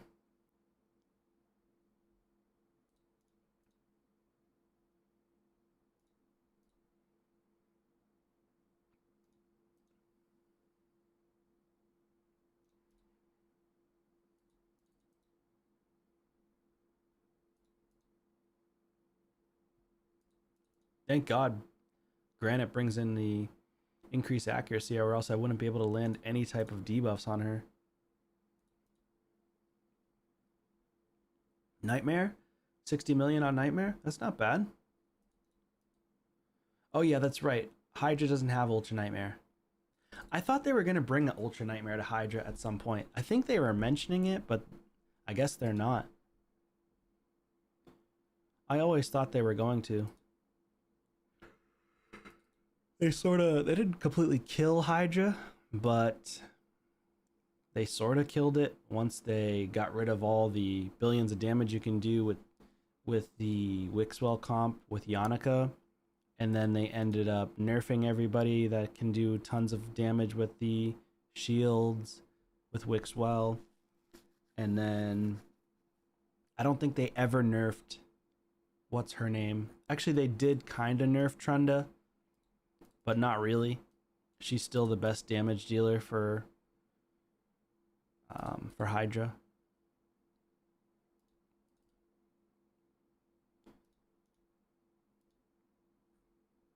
I wish I pulled Trunda. I still haven't pulled her. Almost 7 years playing and I still have not pulled a Trunda. Titus Wixwell still works good. Yeah, I use the Titus team. It's not as much as it used to be, but it still works.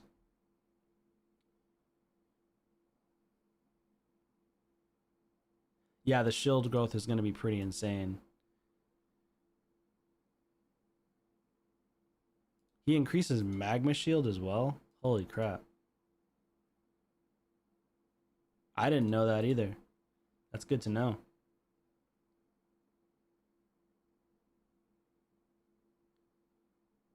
Oh, you're trying to find out your stats and whatnot?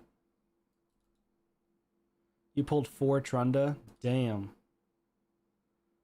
Do you have a double Trunda team going for Hydra?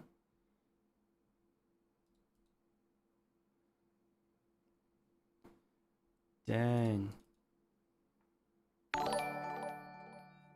Hey, CK Ran Gaming. C Crane, sorry if I'm saying your name wrong. Gaming, appreciate the raid, man. And to all joining in, appreciate y'all joining. I was doing a stream of Live Arena earlier. Was testing out FOLI and VARKOS a bit. Only did a few. I really only did it for a few fights, so it doesn't do them a whole ton of justice, but I tried. I just can't do it on my account.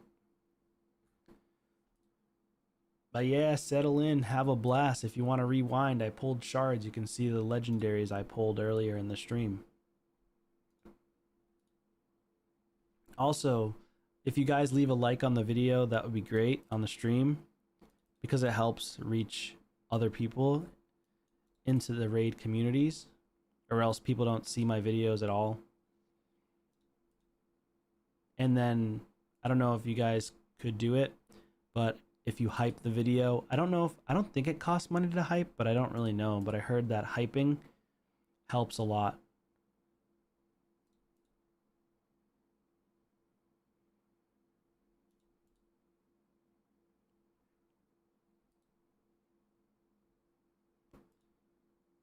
Come on, killer. This should take her out, I think. Nope, not quite. You don't use her in Hydra? Who do you use then in Hydra? Is it because you can't build the team yet, or? Alright, 12 minutes. Such a long fight. Speed. And I guess I'll try to re-roll those.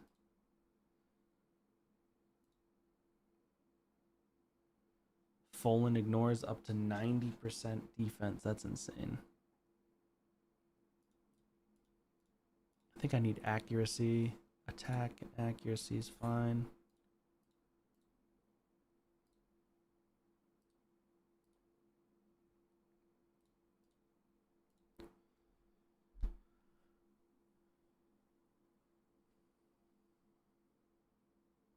How do you get him to ignore 90%? I forget how Folan works. I haven't read his kit since the beginning. Dude, Grim Forest is awesome. I like Grim Forest even better than Doom Tower. Like Doom Tower, obviously it's great still. You want to farm it regularly for the sacred shards. Pretty much it. Sacred shards and void shards and the energy. But Grim Forest, the gear is so incredible. The remnant shards you get, the Lego books, you get the some rotations, you get mythical books. I think the mythical books are so hard to come by. They're even harder to come by than like sacred shards and everything else in the game. So getting the mythical books is also incredible in the highest tiers.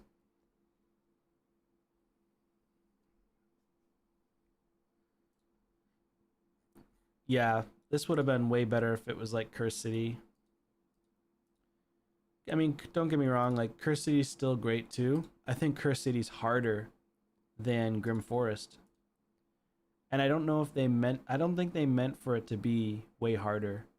I think they did that on accident.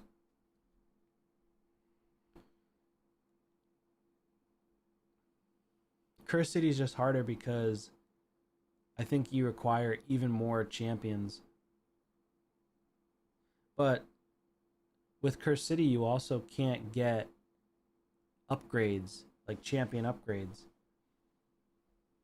With here, you can get to level 30 and upgrade your attack, your defense, your HP, your resistance.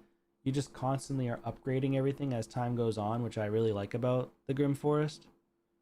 And you can't do that in Curse City, so it's just dependent on your gear and your relics and your empowerments.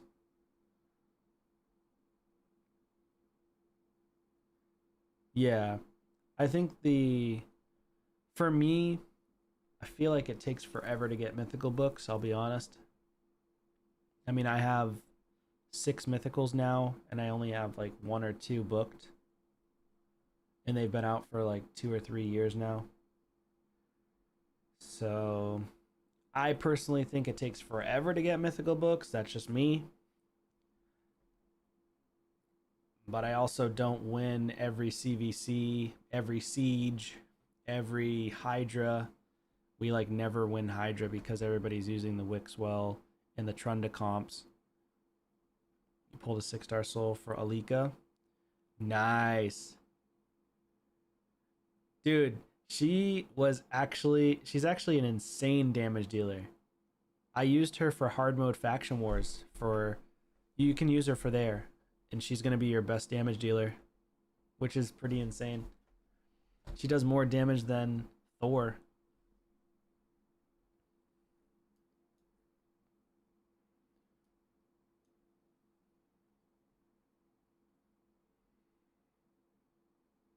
Yeah, she hits incredibly hard. Like she's so omega busted for an epic. In her single target hits, she'll just nuke somebody into the ground for like 400k, 500k damage. She's insane.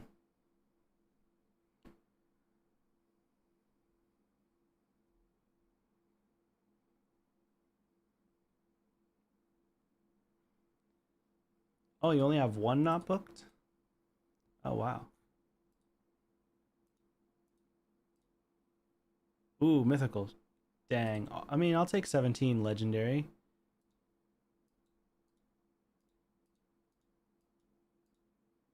Nice, another one. Heck yeah. More mythical remnants here. I'm gonna go for the remnants. Take him, take him.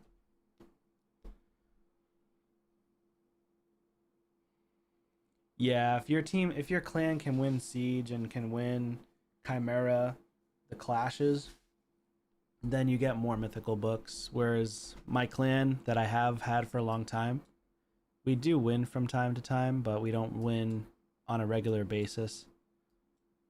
So we tend to not get very many of those mythical books, which I'd love. Heading to the beach for a week, nice.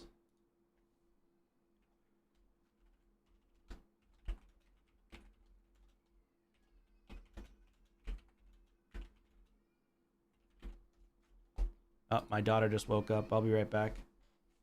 Sorry, guys.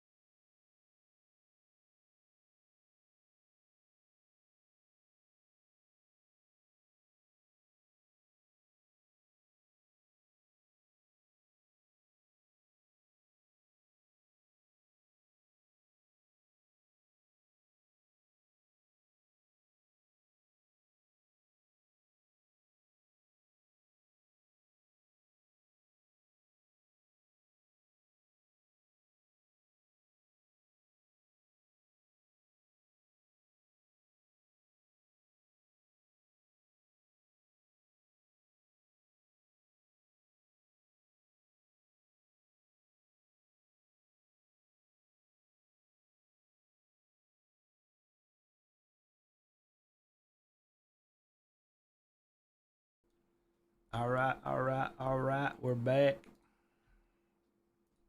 Okay, what do we got going on here? 18 more of these orbs.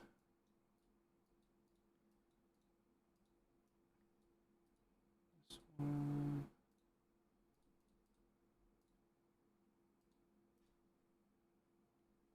This should work fine.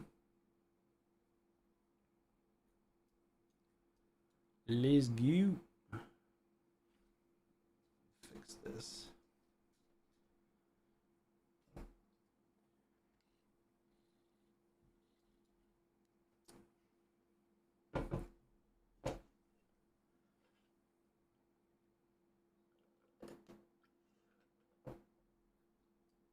Yeah, I really like Granite.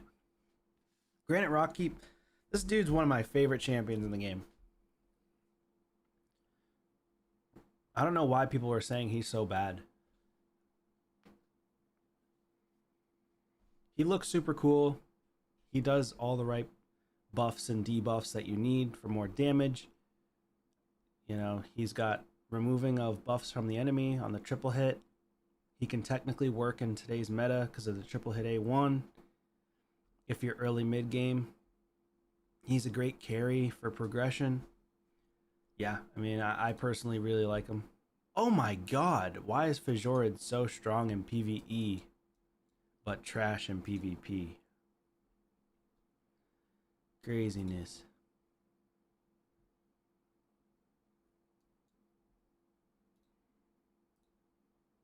$426k damage A1. Golly.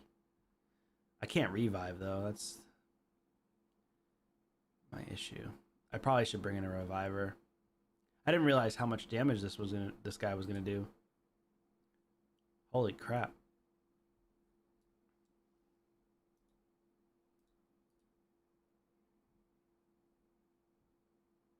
God damn, Mountain King. Mountain King putting in the work. Putting in the twerk. I guess I'll do this for a revive.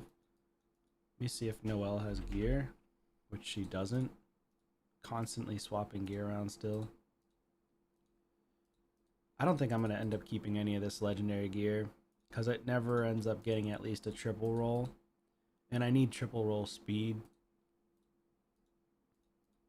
It's just not worth it on my account at such a low level. So personally, I usually wait, see if I can get triple roll speed. If I don't, then it's chucked because it's not worth. All right, that should be good. Now we should be able to get kills pretty easily.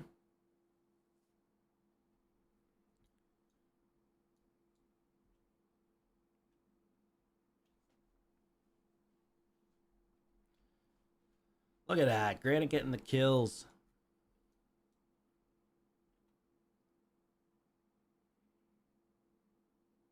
Nice little freeze.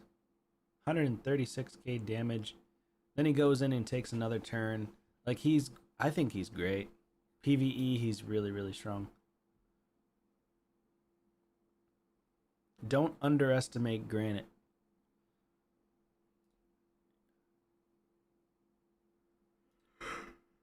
Let's steal his turn meter. He's too strong.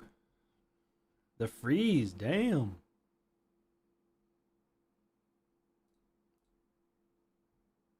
Oh, he's got him like protected, I guess. Let's see if we can get a turn with him so we can remove. Yeah, there we go. Place the strength and remove debuffs. Try to remove that increased attack. There we go. Because we don't want Fajor doing way more damage, obviously.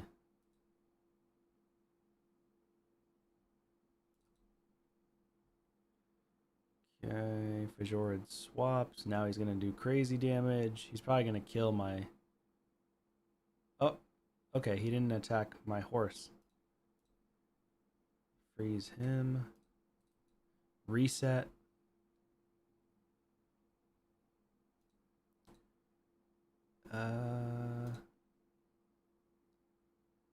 Let's try to remove. There we go. Remove a bunch of buffs from him. Increase accuracy, triple hit, remove all the buffs. Steal Mountain King's turn meter again. Freeze everybody.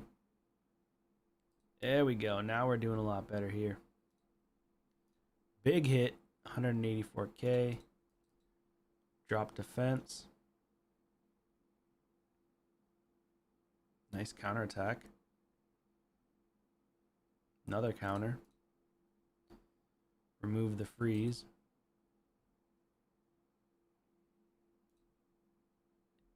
AoE. We can definitely take him out. 274k. Gets an extra turn. 37, 37, 36. So, I mean, that's over 100k on the A1. It's pretty good. He's in a lethal. He's just in a lethal build. Get a revive. Freeze everybody again. Drop defense again. Yeah, dude's so underrated.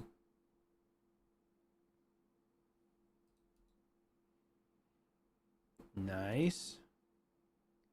Let's go ahead and cleanse him and get the kill. Boom. I'm just going to instantly get rid of the epics because I don't really care. It's so weak. Legendary I'll keep. Oh, I was really hoping this would have been speed. That would have been so awesome. That's unfortunate. Ooh, give me mythical. Yes. 8 Bloodbriar mythical materials. Another one? No, legendary materials though. We'll take that. Yeah, so I mentioned earlier in the stream I do use Tholin a lot. Toshiro is definitely one of the best in class for PvE. I think he's my favorite PvE champion on my account. I think he's the highest damage PvE champion on my account too. He's just incredible.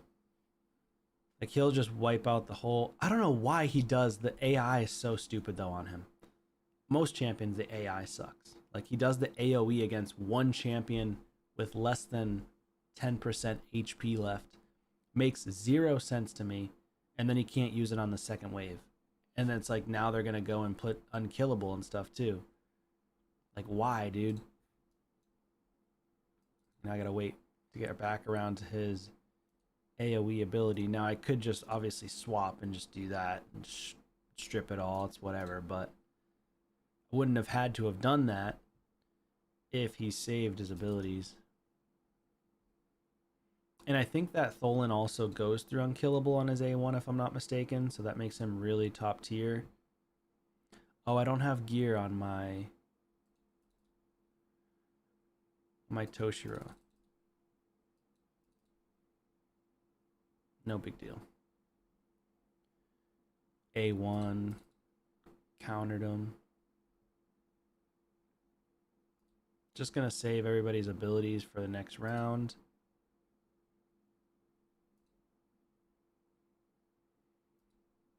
A1. Unkillable and block damage. Yeah, that's pretty strong. Part of the reason why I like using Tholin in many areas of Grim Forest. And he places the weaken double hits after, I think, 10 turns, 8 or 10 turns. But yeah, that AoE double hit from Toshiro smacks like a truck. But he doesn't have gear on, that's why he has such low damage here. So, like, literally no gear and he's still hitting hard. Well, he has a 6-piece at least. 1, 2, 3, 4, 5, 6, 7. 7 pieces. 76% crit rate, 260 crit damage, 406 accuracy, 205 speed. Grim Forest, a little bit better there.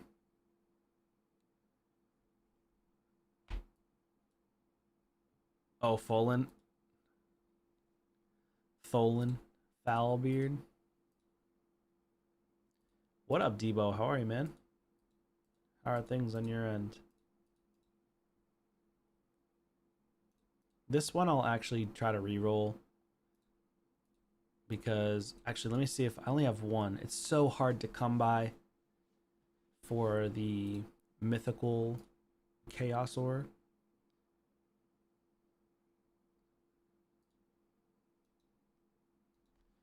Let me see if I can get one reroll. I'm really hoping I can reroll into speed, of course. Daily grind. Heck yeah, man. Gotta love it. This might actually get triple accuracy. Yeah, I mean, triple accuracy is not bad. It's not on the mythical, but otherwise it's pretty good. I've been doing good, man. I just been earlier in the stream I was doing the live arena, and now I'm sort of just pushing through dailies as well as doing this Grim Forest grind. I think I might re-roll one of the chest plates or something else. I don't know yet. I just pulled a bunch of shards on stream just a little bit ago. I got a couple Legos. I'm actually going to re-roll this and see if I can get something better. I'm hoping speed. Oh no. Oh, that sucks. Oh, that sucks.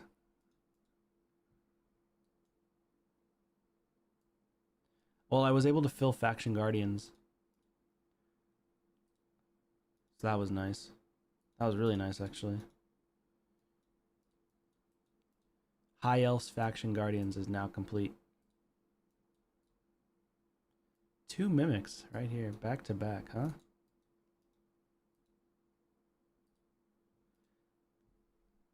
High Elf's Faction Guardian complete after 6.5 years being free to play.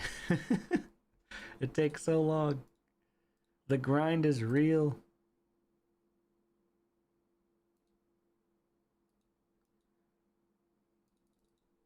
Although this year, I will say, I've been going crazy with my luck this year with pulling shards and everything.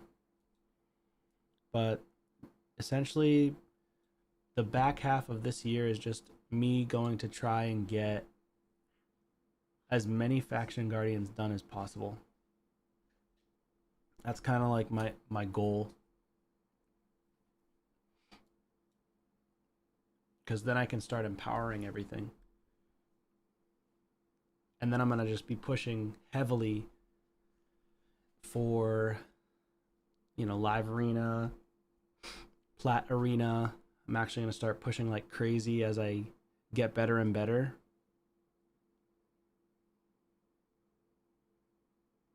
Oh, I'm not even going for this fusion, to be honest. I wanted to, but I didn't have enough shards on my account. I think I had 3 shards to start for sacreds, and then I had like 60 ancients to start, and then no primals, and I had 0 voids. So I just decided to skip the fusion.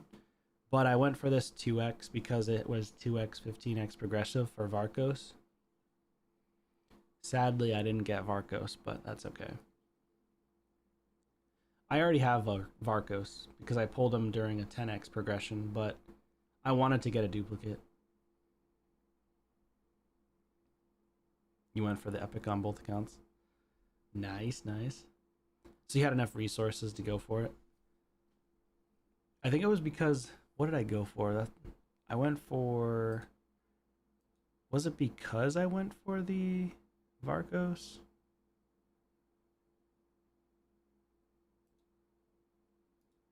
I think it was because I went for, it was either VARKOS or something else. It was a shard event is the reason why I didn't have enough shards for this fusion.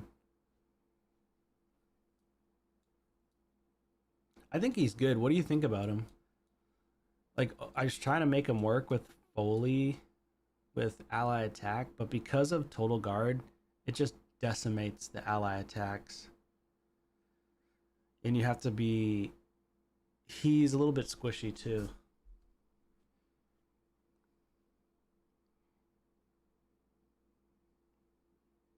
I personally thought the best build with him for my account was with Marichka, bolster set. Um, I think he would be really, really good with that Void Lego. I think he's from the Knights Rev, but he like places protection and buffs and then does ally attacks as well. Necrit, I think his name is. Yeah, Necrit would be good. Crit damage, no crit rate, no speed. That sucks.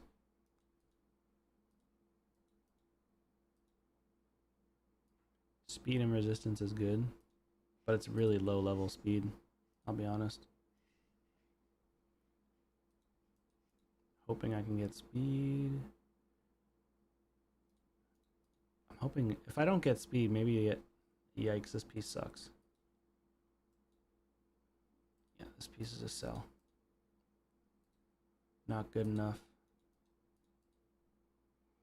Went for Sylvan Watcher Unity Champ.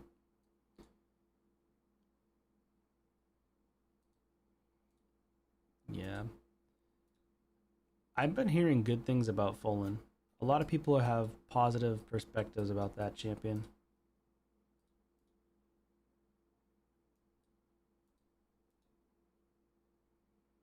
Alright, so that's good. I think I need to get a new mouse. My mouse is kind of messed up. Starting to stick.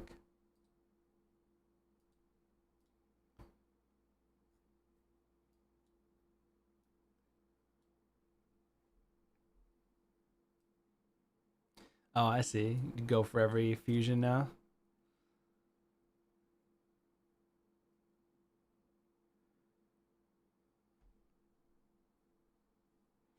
Yeah, some of them are pretty busted. I guess I could use this chick since I empowered her. Attack percent gauntlet? That's weird. Oh, I put her in stone skin. I think I attempted to use her in arena at one point. I don't know why I did that.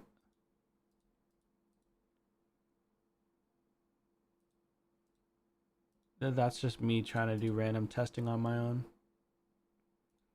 And she probably didn't even work.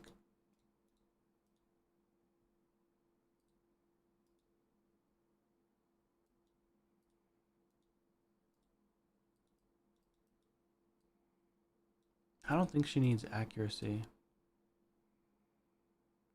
Block damage buff for them for 2 turns if they're not fully healed. If the ally is fully healed, fills their turn meter by 50% and heals all allies equal to 50% of the surplus healed.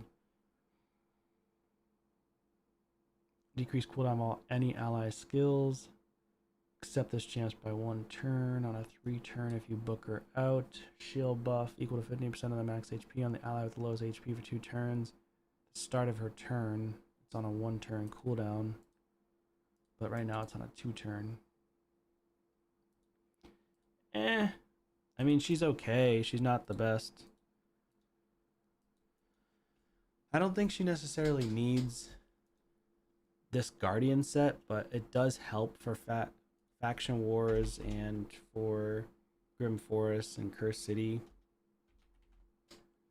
But her being one of my empowerments, I think she's just more of a PvE champion, in my opinion. I don't think she's like super powerful. I think she's okay. She's definitely very strong for PvE. She's one of the stronger ones for the Sylvan Watcher faction for survivability. So if you get her, she's good. She's a great progression champion. I've never put books in her yet. I don't have a relic on her. I just kind of slapped her into this gear and used her for Curse City to just get past a few stages and also for Grim Forest. I don't think I used her. Actually, I think I might have used her for Faction Wars because there's one. Maybe I haven't used her for the condition stage yet, but I'll need her for the condition stage because she can decrease cooldowns. And there's a condition stage where you need to increase or decrease cooldowns up to 15 times. Yeah, the Argonites faction has definitely taken over for sure. So how do I want to build her then? Survival mode. Sets. This is a Guardian set. I guess I'll keep her in a Guardian set. I think they should, now that they keep buffing sets and whatnot, I think they should buff the Guardian set and make it a 9-piece set. I think this set would be a great candidate for a 9-piece. Heals by 10% every turn, absorbs 10% of the damage. So maybe if a 9-piece comes into play, maybe she gets blocked damage, or the person gets blocked damage, the wearer. And then if, like, say someone's going to take fatal damage, they get blocked damage or something, and still keep the 10% every turn. Or maybe even heal by 20% every turn. But this set would be incredible in a 9-piece. They could think of something that would work. And then allow us to actually farm for it. Or just be able to forge it. I think that would be nice.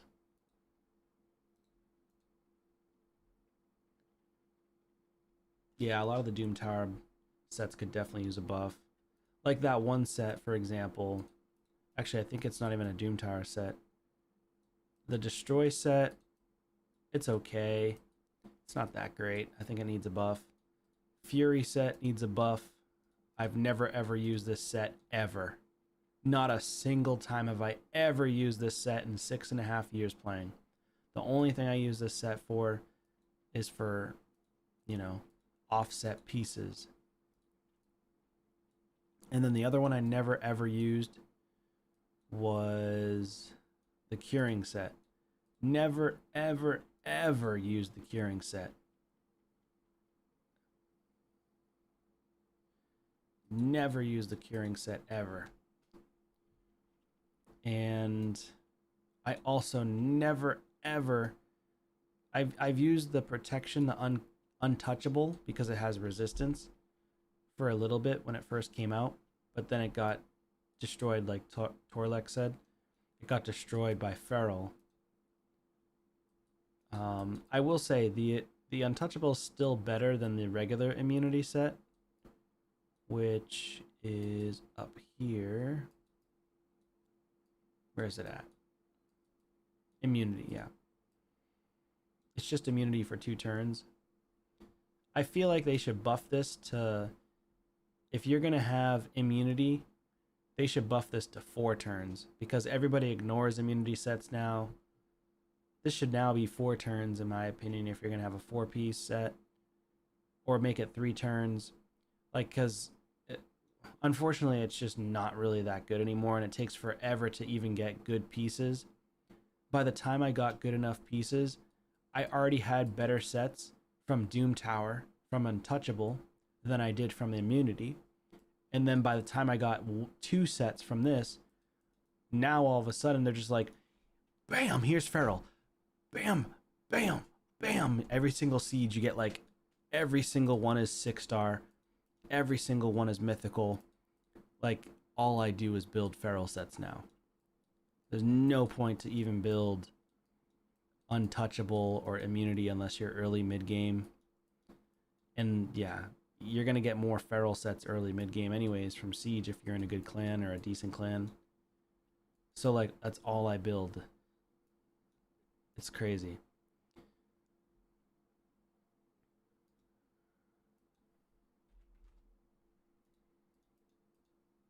Alright, so for this chick, I can build her in something like this.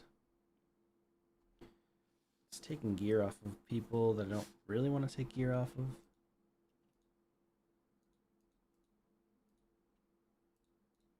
See if I can redo it. I don't really care about Tolth.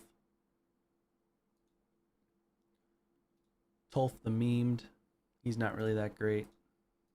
I'm just going to call this PvE build. And we'll equip that. Alright, so that's a little bit better.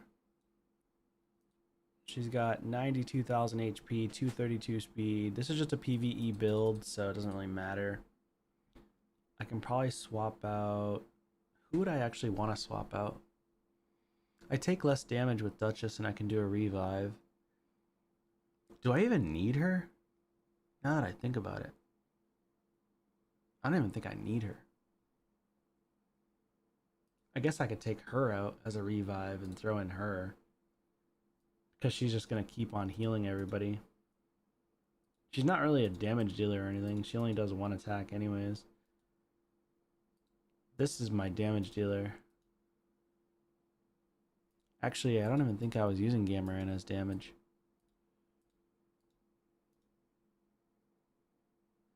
I was using him in bolster.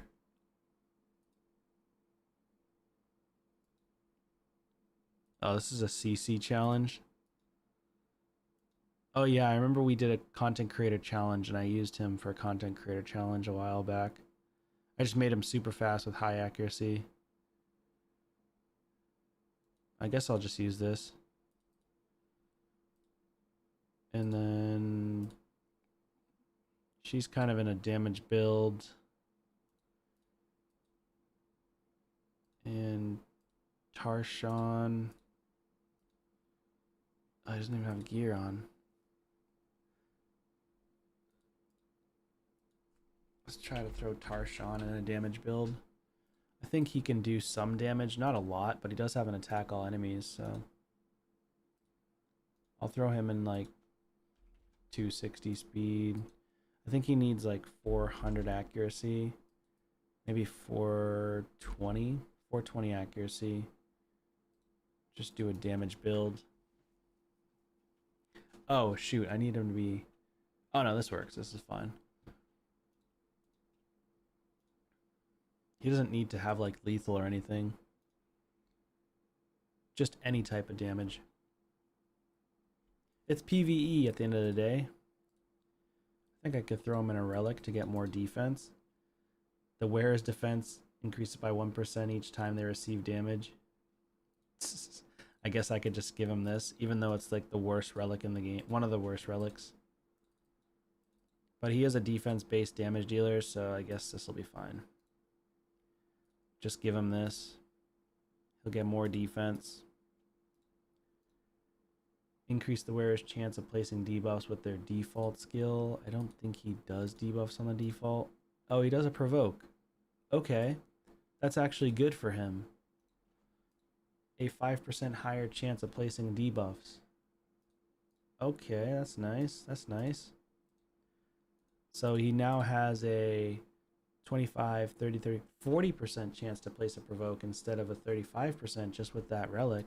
That gemstone, I mean. And then every time they revive, decrease incoming damage by 10%, stacks up to 30.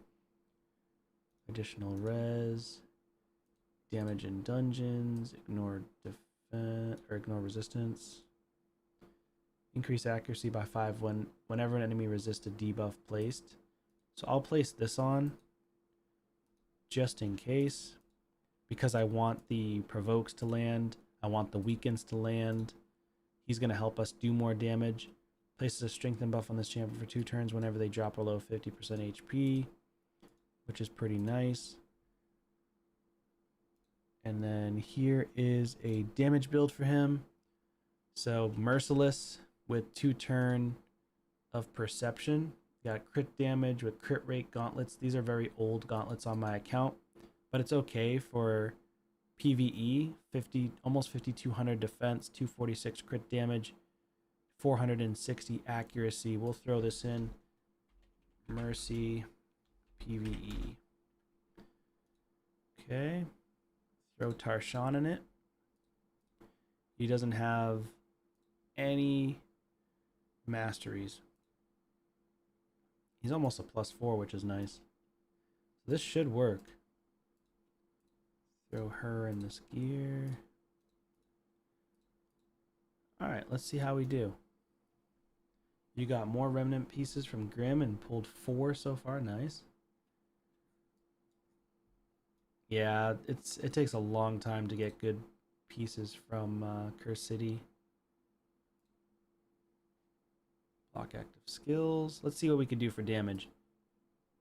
Merciless, 17k, 30k, 17k. Or sorry, 30k, 17. That's not bad. That's not bad. This one decreased the cooldown. Da, da, da. Let's do this. Put the heals on. 15k. So compared to the legendary, obviously the legendary is not in lethal or merciless, so Tarshan should do more damage naturally. If the target's alive, place a True Fear debuff on them and heals all allies by 20%. I don't think that's really necessary. Block active skills on him.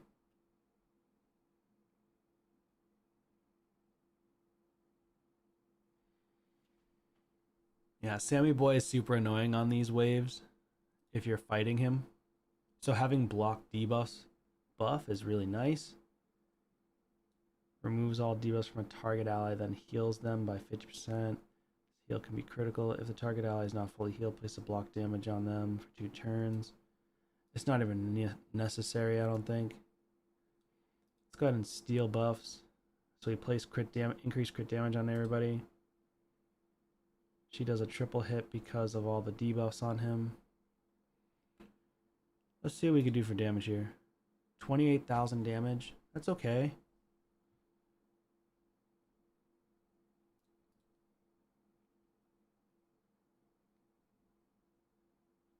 And then, of course, my defense is increasing with the Gilded Dragonstone. I don't recall if the Gilded Dragonstone, if the relic continues to work into the next round or not, or if it resets after the round. So he's doing more damage because his defense is increasing. So that's kind of nice. I mean, it's good on a defense-based champion if they're like a decent nuker for PvE. You could put it on a PvP champion for a defense-based nuker since they're going to get attacked. But I think it works. Yeah, he did 39k damage that time. So I think he might be maxed out for the amount of damage he can do with the Gilded Dragonstone at this point. I think he's a good candidate then for the Gilded Dragonstone. 38k damage. So he went from 29k on the A1 to doing 39k damage. That's pretty good. I mean, it's not bad. Yeah, Embreeze is awesome. Let's attack him. 27k to 30k. Nothing crazy.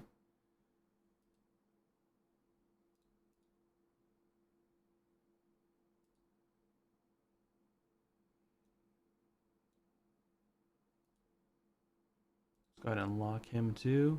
Yep. The A1's nice on Gamaran.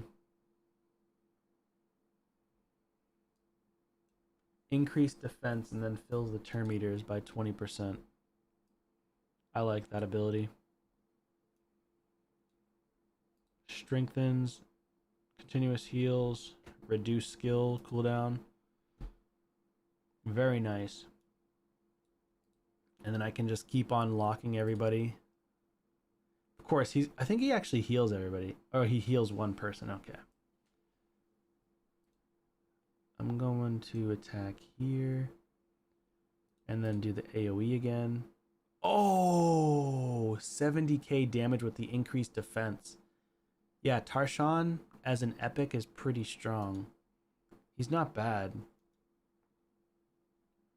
Again, keep in mind he is in Merciless, but the build's not insane.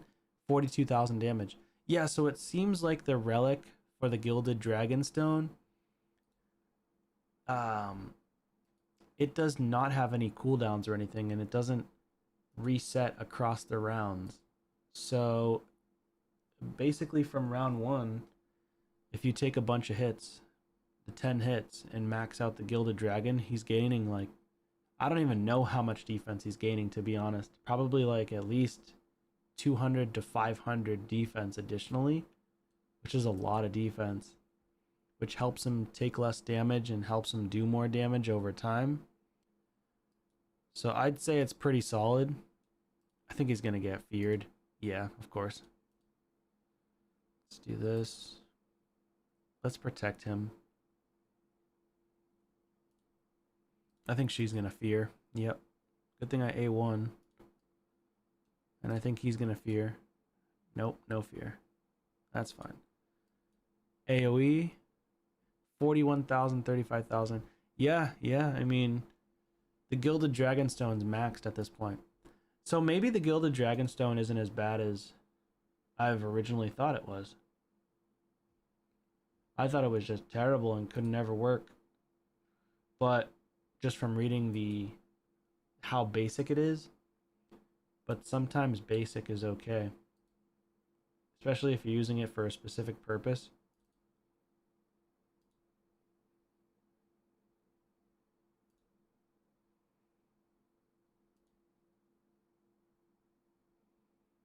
And I'm just going to full auto the rest. See how they do for the rest of what they do.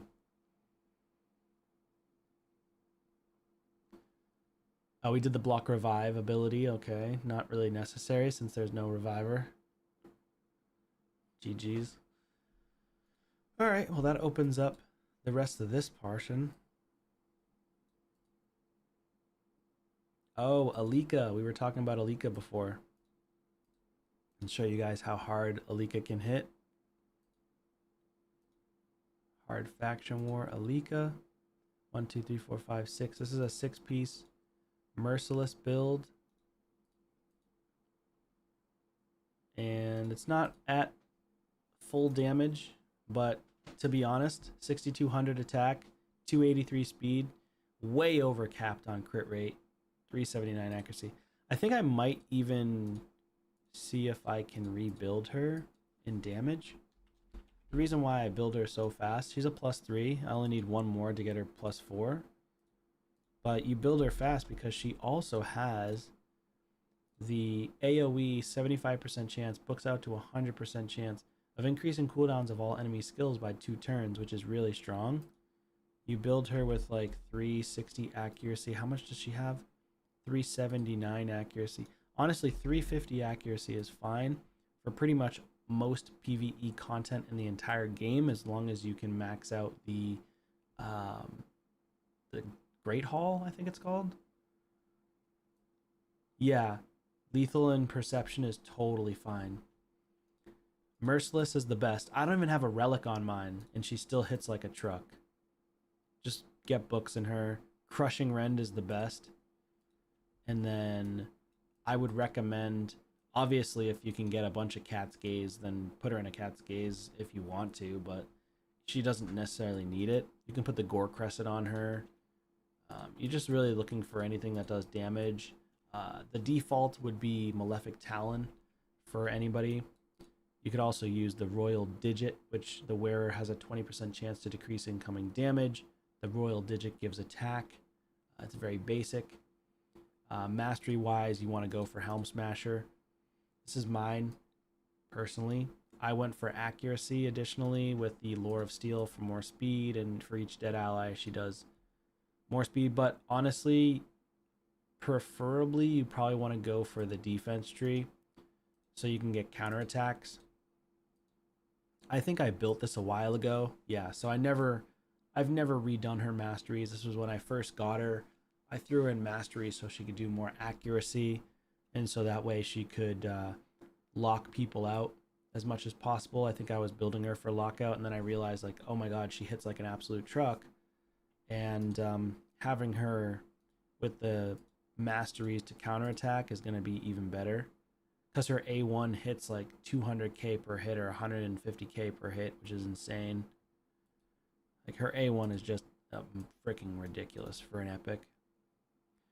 This one's okay, but this is more for Poison Champion. Ignores 2% of the target's defense for each poison on them. So if you have her with a poisoner, obviously it would do even more damage. Like for clan boss, for example, this is a very good relic for clan boss.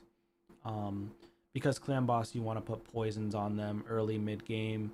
This will allow you to do crazy damage. If you put this on a Kale, like a Kale rare starter hero, the preserved aberration would actually be really strong on a Kale because he's placing poisons, and then you put him in like the crit rate for each active debuff placed by him, so you can reduce Kale's crit rate as a rare champion, and then he'll do more damage to the clan boss, which is pretty insane. Now obviously people are going to be doing, like, over time they're going to get the really strong Ultra Nightmare one turn keys, but to be honest, it's like,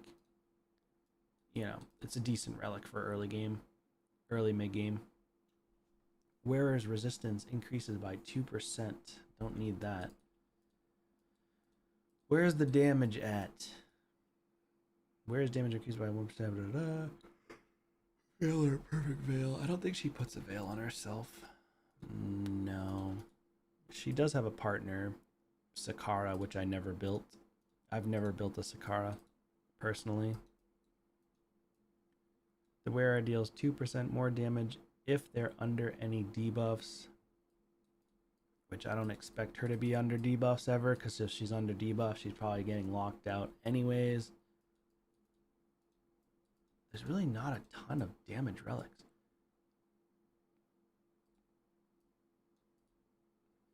Yeah, I don't really have any. I'd rather just put on a Malefic Talon, but I just don't have any.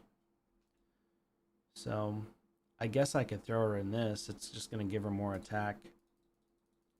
Even though she's not really getting the benefit of this, where they're under a veil, whereas damage increases by 1% each time any other champion takes a turn when the wearer is under a veil or perfect veil, stacks up to a 30%. So the slower they are is when you put this on that champion, right? Damage bonus resets after the wearer takes a turn. So you put this on like a slow, high damage DPS attack nuker who can get veil on themselves. Like at the start of the turn, for example. But, I mean, off the top of my head, I don't know who does a veil on themselves right away as an attack nuker. I mean, I just know Predator does it, but he's an HP nuker, and it would work for him technically, but the attack is pointless because he's an HP nuker. And then accuracy would probably be good. Damage would be fine. For each debuff, the wearer defense increases. That doesn't really matter. Turn meter reduction effects on enemies are less effective on the wearer. Turn meter increase effects are more effective on the wearer. Okay. I guess I'll just put these ones on. It's not really going to help much anyways. And then we've got, what's her name? This chick, Doom Priest.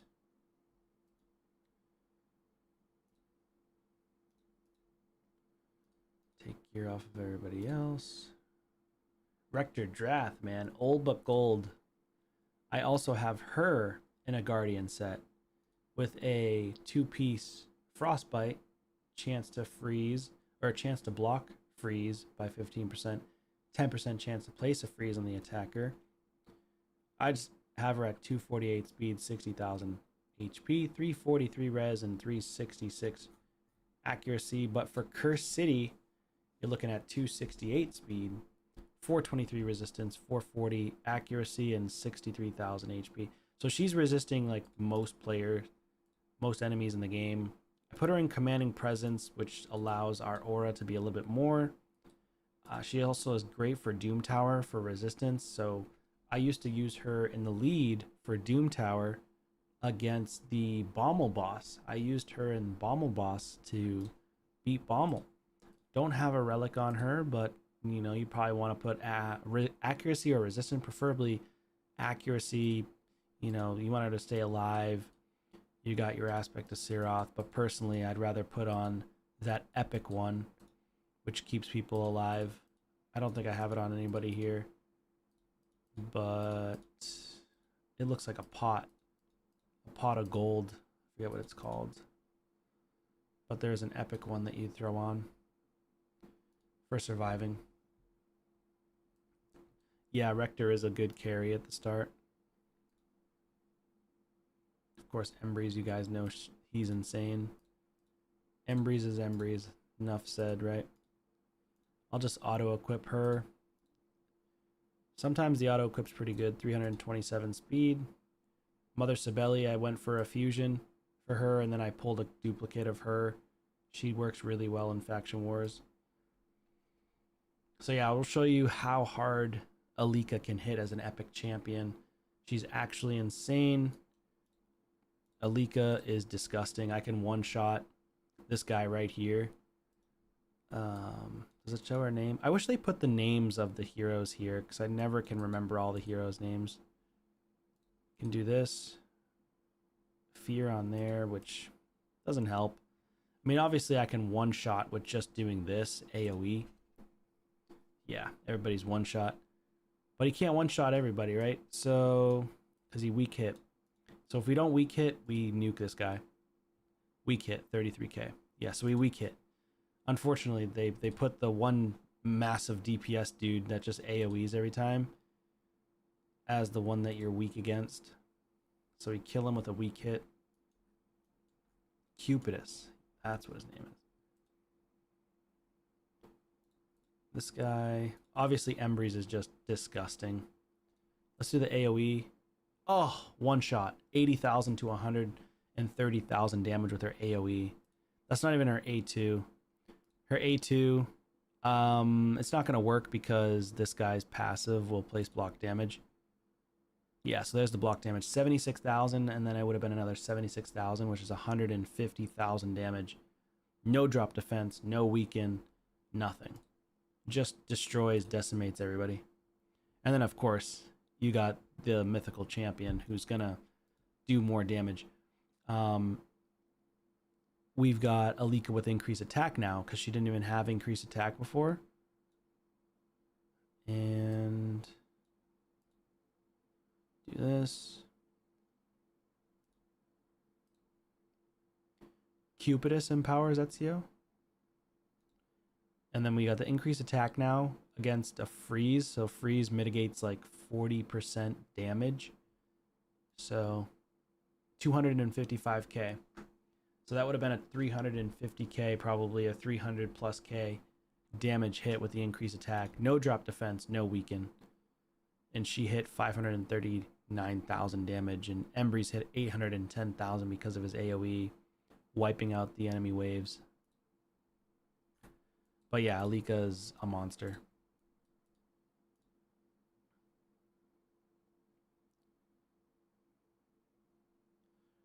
Alright, this is the one time I could potentially use Frolny, even though I don't really like Frolny, I'll be honest with you. Frolny kinda meh. But Donnie's great.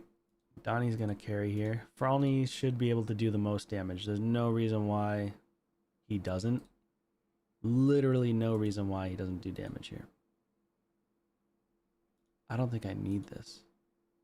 Yeah, 105,000 HP. He has 239 speed, 345,000 crit damage.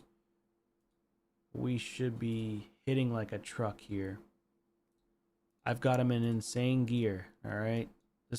We'll see how Frolny does in PvE for this one. He should go crazy.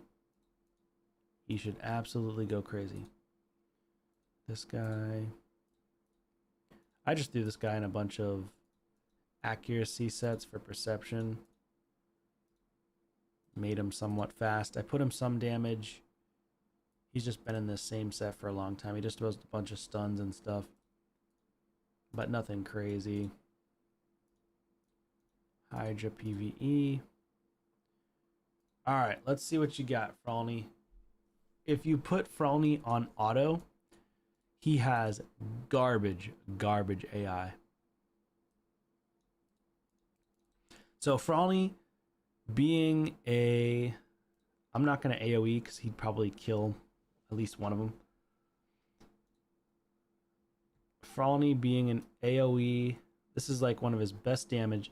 Damages of this skill increases by 30% when this champion has higher max HP.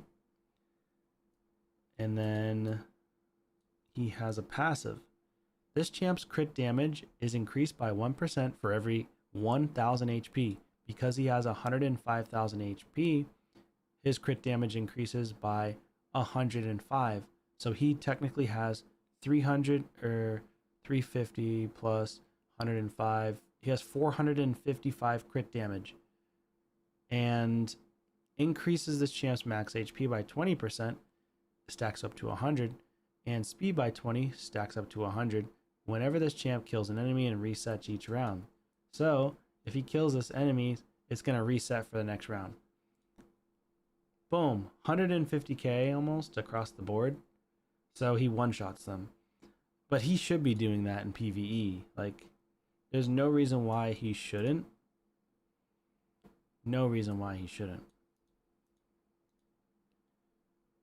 Big shields. This is why I use this guy. He's a Doom Tower guy. He just stuns everybody. And then FOLI comes in. He should be able to one-shot. Yeah. 85,000. He gets 2 hits from that. You know. It still feels so weak for being a mythical champion. It still feels really weak. Like, Alika's hitting harder than him. I don't know, bro. Like, I personally think that FOLI needs another damage buff. He's just so weak. So weak, dude. 85k damage with a drop defense on the board. It's not good.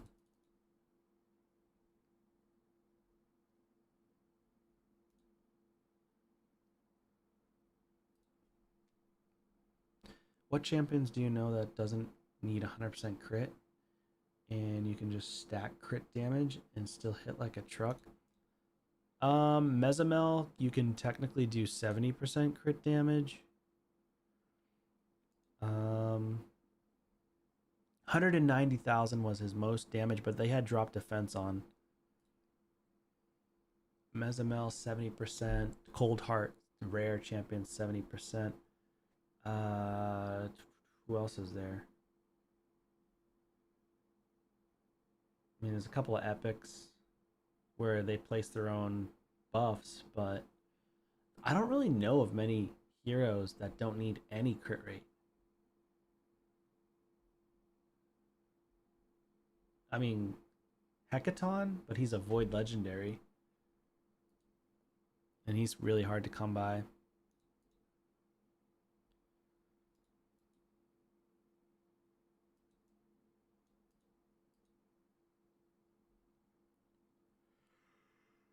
Alright, let's do the A1. Wow, his A1 hits harder than his A2. 165k. So his A1 hits hard. But why is his A1 hitting so much harder?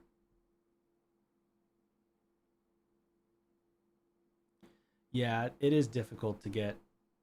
You have to use like your relics to your advantage. Malefic Talon is so strong. If you can get it to level 12, I believe, you get 21% crit damage. So Malefic Talon, 194k. Dude, he hits harder on his A1 than he hits on everything else. What the heck? Yeah, especially early game, it's very difficult to get the crit damage above 250. That's why I struggled to get multiple champions at 300 plus crit damage with lethal and whatnot for arena. I can only get a couple of them, maybe 3 or 4 that are at over 300 crit damage in arena, maybe 5. But I've also been playing forever, so 225 crit damage there. That was okay. So he's like decent for PvE, but he's not even the best in class. Obviously 6-star though, like he's 6-star awakened, so you would expect him to do even more. I don't know, I'm not like a massive fan. I think I can full auto. You have to like start the beginning. You can pretty much full auto this in about 3 minutes with this champion. You just have to swap forms right away. and then just full auto with Embreeze for Curse City. So even if he dies, he gets the revive on death, so that's why it works.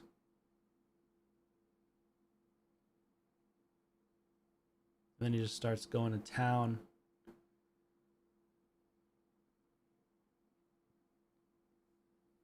And he just keeps getting weak hit on, so that's nice.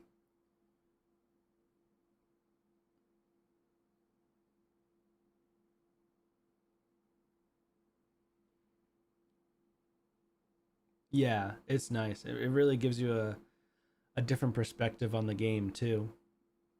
But also like yeah, you get a better appreciation for sure. I like sometimes, you know, I try not I know that a lot of people are very heavy on oh you need to save shards. I never have been like that. Like I know I've done that more so nowadays than I did in the past. I just played to have fun rather than playing to be regimented because sometimes when you play too regimented, the game feels boring. And so like for example, today is one example of me playing just to have fun. Is like I'll just pull my shards during this 2x 15x progressive, which it's good to pull shards during a 2x anyways for sacreds. Even though my end game account, I didn't need to pull those sacreds, but I did it because I wanted to, because I wanted to have fun with the game. But also I'm streaming too, so it's fun for you guys too, hopefully. But but yeah, I'll just on a whim I'll pull shards whenever I feel like it. I'll do what I want when I want. I don't want to feel like I'm tied down because a lot of players play like that. Oh, why would you do that? Why would you do that? Why did you pull your shards on a 10x or on this or on that? And I'm just like, I just play the game how I want to play it. Uh, you're not required to play it a certain way. You can play it however you want. Will it limit the amount of progression you have potentially? Yes. But if you want to play the game long term, you do whatever you want. I'm playing it long term. I expect myself to be playing this game many years in the future, for as long as the game is around. So yeah, that's why I do what I want when I want, and I have more fun with it personally. And there are a lot of people that I've known that have quit the game, especially big spenders, because they get bored of the game faster.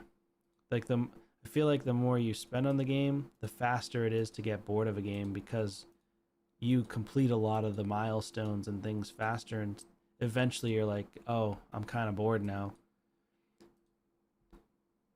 Or you feel like you've seen everything there is to see. I mean, you can still have fun as a spender. It's just, I feel like you'd get bored faster.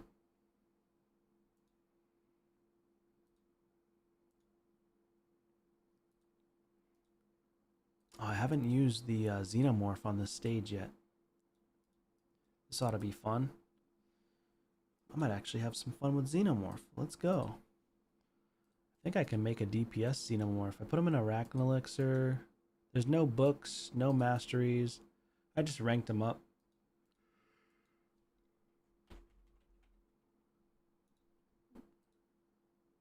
Put him in a damaged build. Maybe put him like 250 speed. I'm gonna just take gear off of whoever. Configure. Put him like this. Okay. You auto pulled VARKOS from a free prison? Nice. Cinda. Dude, Cinda's insane. Ishiyama from a Sacred, Sanguine Maria from... Yeah, I think that's pretty damn good, dude. That's pretty damn good. Cinda's a pretty insane champion for the... I think she's the new dwarf. And then VARKOS is really, really strong. Especially for a newer account.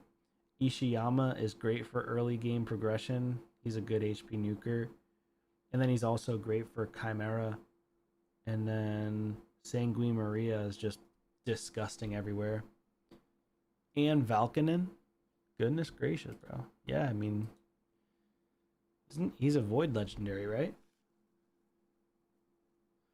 Valkonen's really strong.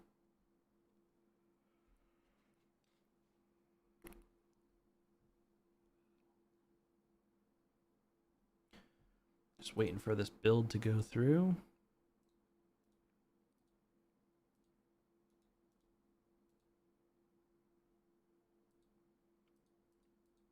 One, two, three, four, five. Oh, what's this? I guess I don't need ally attacks, huh? Oh, I used Dark Kale. He did better, huh? And the regular Kale was hitting hard as well.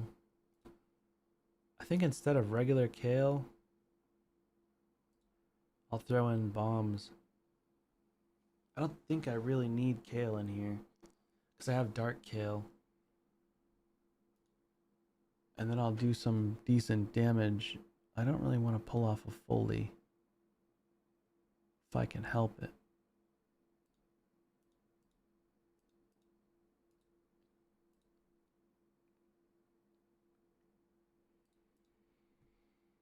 Dang it.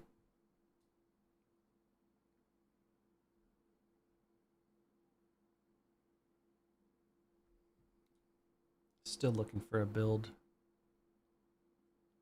for Xenomorph.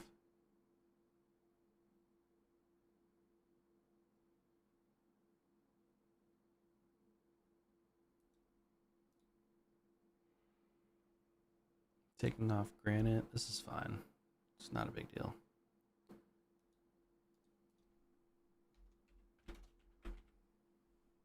PvE damage. I usually have to swap gear around a lot.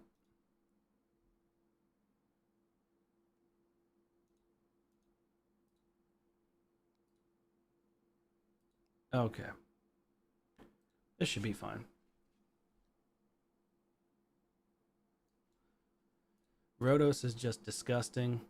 Oh my god, 160k, 139k. Alright, let's see what Xenomorph can do. I don't think I've really ever tested Xenomorph. Attacks enemy 2 times, deals 15% more damage for each poison, places a perfect veil on himself. Attacks enemy before attacking, places a stun and an infest. I don't remember what infest does. They cannot be resisted if he's under a perfect veil. Place a true fear on all other enemies for 1 turn. This debuff cannot be resisted if they're under perfect veil. Poisons. I think I'm just going to do the A3. So 30,000 damage. Not really that great.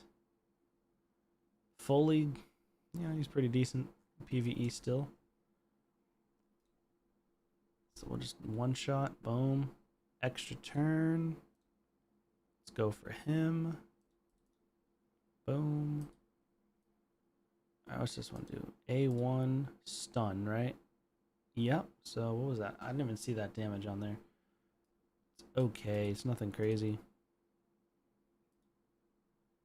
I think I can just sleep. Place bombs. Extra turn. The bombs aren't even going to go off. We're just nuking everybody into the ground. So this one we're going to take him out. Focus on him. We weak hit, unfortunately. Infest is lethal, drops all of them like flies, especially with a debuff. Spread like Mikey. Oh, okay. 60 mil across. 60 mil damage in Clan Boss? That's not bad. A1 poisons. 3 poisons is pretty insane.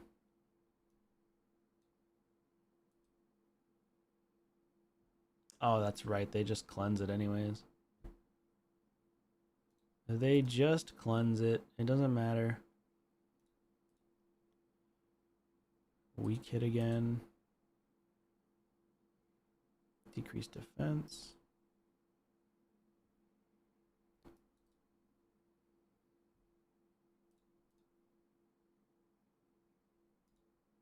Alright, let's take him out. Boom. Ooh, extra turn. Extra turn. Rhodos, baby. Extra turn. Holy crap. Solo Dragon with Xeno. That's not bad. Rhodos with the Merciless gear just going crazy. 9-piece Merciless is the best on Rotos. Actually insane. I think I could just solo this with Solinar anyways, so just let it full auto.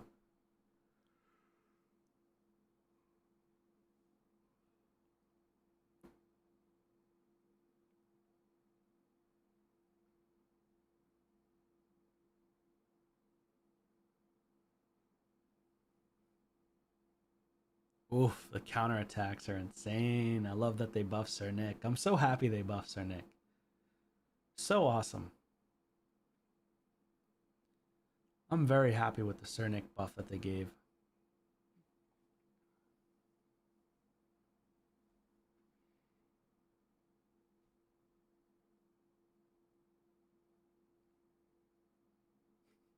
Yeah, Rotos is pretty insane. He got Omega nerfed from the Total Guard.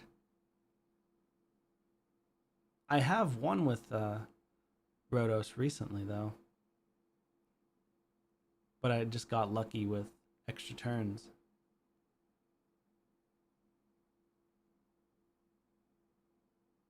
Oh my god. Solinar's insane. Thanks for the follow, Green. Appreciate it. Solinar is just crazy.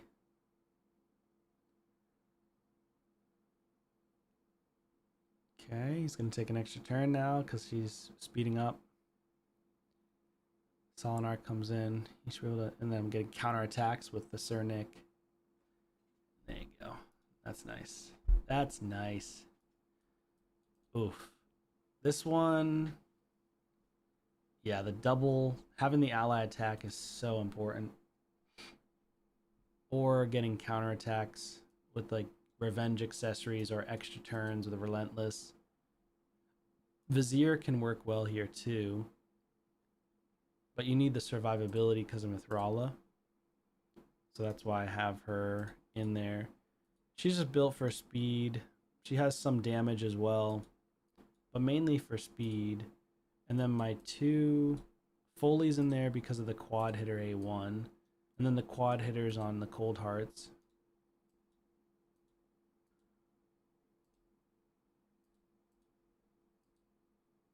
Oh, why is this gear on there? I think I need accuracy on her. I mean, honestly, any accuracy is fine with some speed. Yeah, I don't really have many accuracy pieces, so I'll just throw this on her. This is very old gear that she has, so it's not crazy. 221 speed, 3300 attack, 253 crit damage, 340 accuracy. There's no relic on her. Fully booked, Phantom Touch, Blessing. Masteries are not fully done. My second Cold Heart, or technically my first Cold Heart, is Helm Smasher. Masteries done. Phantom Touch, specifically for Fire Knight. Malefic Talon is what I recommend throwing on her for more crit damage, because the more crit damage you have, the higher damage you're going to do with the enemy max HP and then just damage in general. Faction Wars. So I used her for hard Faction Wars. Whoops, what the hell just happened? I must have clicked the wrong button. Faction Wars, Faction Wars. I used Darendal on Faction Wars. So 6-piece Merciless, 9-piece if you can get it. 237 speed, 5600 attack, a lot better than the other one. 243 accuracy, 272 crit damage. Don't really need accuracy on her because I got the accuracy on the other one to land the heal reduction on the boss. And then lastly, we've got the speed Lonicus. We want her in Relentless. All this time I didn't know you can build Shuzen with low accuracy because of her skill. My first 350 plus speed champ.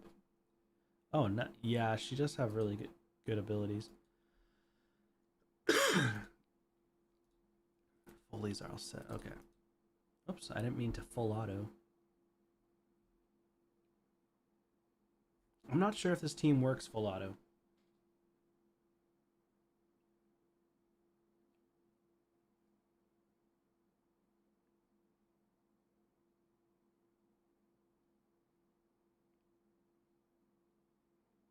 It might work full auto actually. Because of the increased defense, there's the heal reduction. The Heart Seeker goes off, places poisons. So because of heal reduction, we should do a lot better here. Get the quad hit. She cleanses all the debuffs. There's a quad. There's a quad. Takes another turn. Okay. We need the ally attack to drop the shield. There it is. Quad, quad, quad. There's a Heart Seeker. Decrease accuracy. Nice. Yeah, I mean, this actually might work full auto.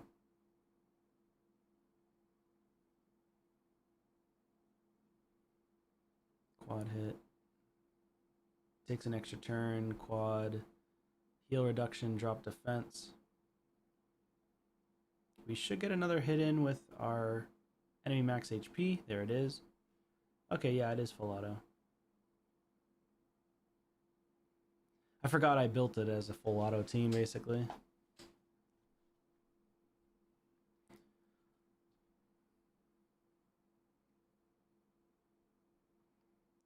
Boom. Yeah, Mithrala is super clutch here. Because she removes all the debuffs, places a shield, places the strengthens. She's really, really good.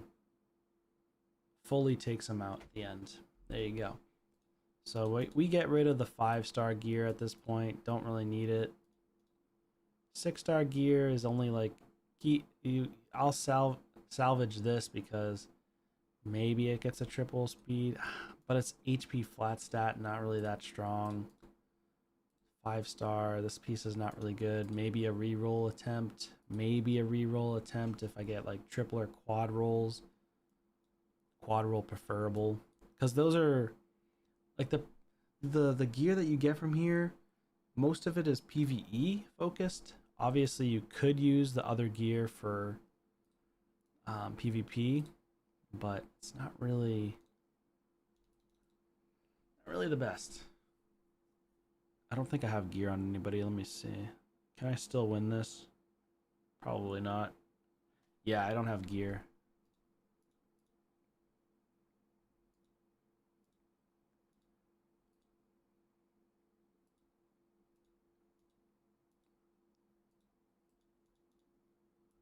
Okay. I think she was in stun set. Okay. 201 speed stun set.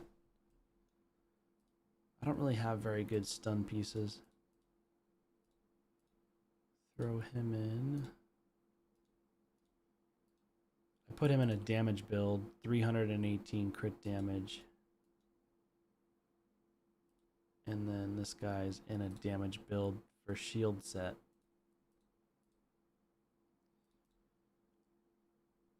I think I have to manual this one to win.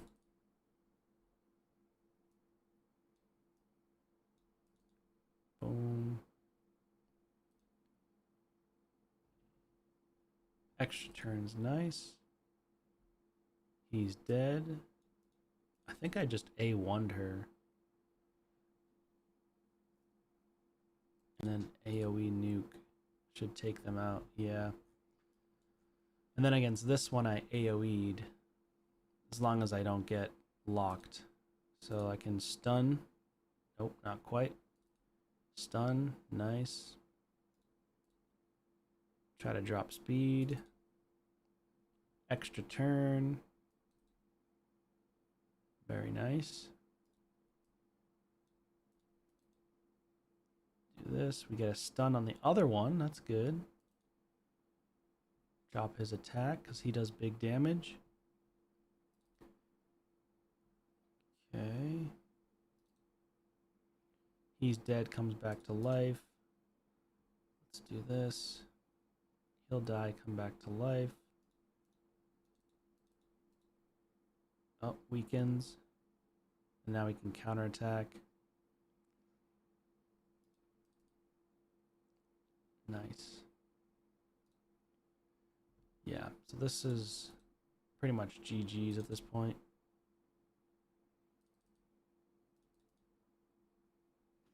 Man, they make this game. The issue that I have right now with this game, it just takes so long to play everything. Like I've been playing for 3 hours. I've been playing for 3 hours on stream, and I still have my dailies to do and everything. That's why it's kind of like challenging, man. Like I'm tired, man. Like tomorrow, my weekend, I'll be going to my girlfriend's sister's graduation party. And then after that, Sunday, I have my best friend's son's birthday, his first birthday, and just a lot going on the weekend. So I might not play as much. And they just need to add more background battles, I think. Because right now, not everything is in background battles. I know they're in the works on it, but they just got to do it. Just got to do it. I think they should also add 24-hour live arena because it just takes forever. And I think they should just limit the amount of playing you can do in live arena. Maybe they should just do like, you can do tops 30 battles a day or something. Which is reasonable. If you're going to make it 24 hours, 30 battles a day, not everybody's going to be able to do 30 battles a day anyways. But it's just to make it so that the higher echelon of players that just play this game nonstop don't get to just be in first place and then always be in first place. You know, they kind of cap out.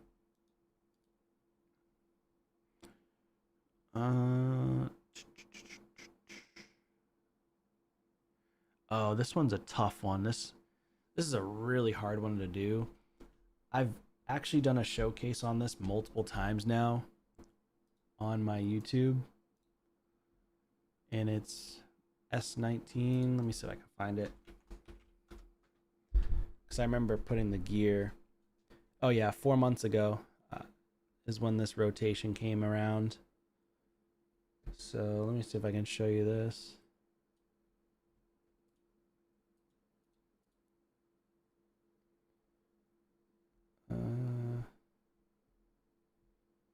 Let's see.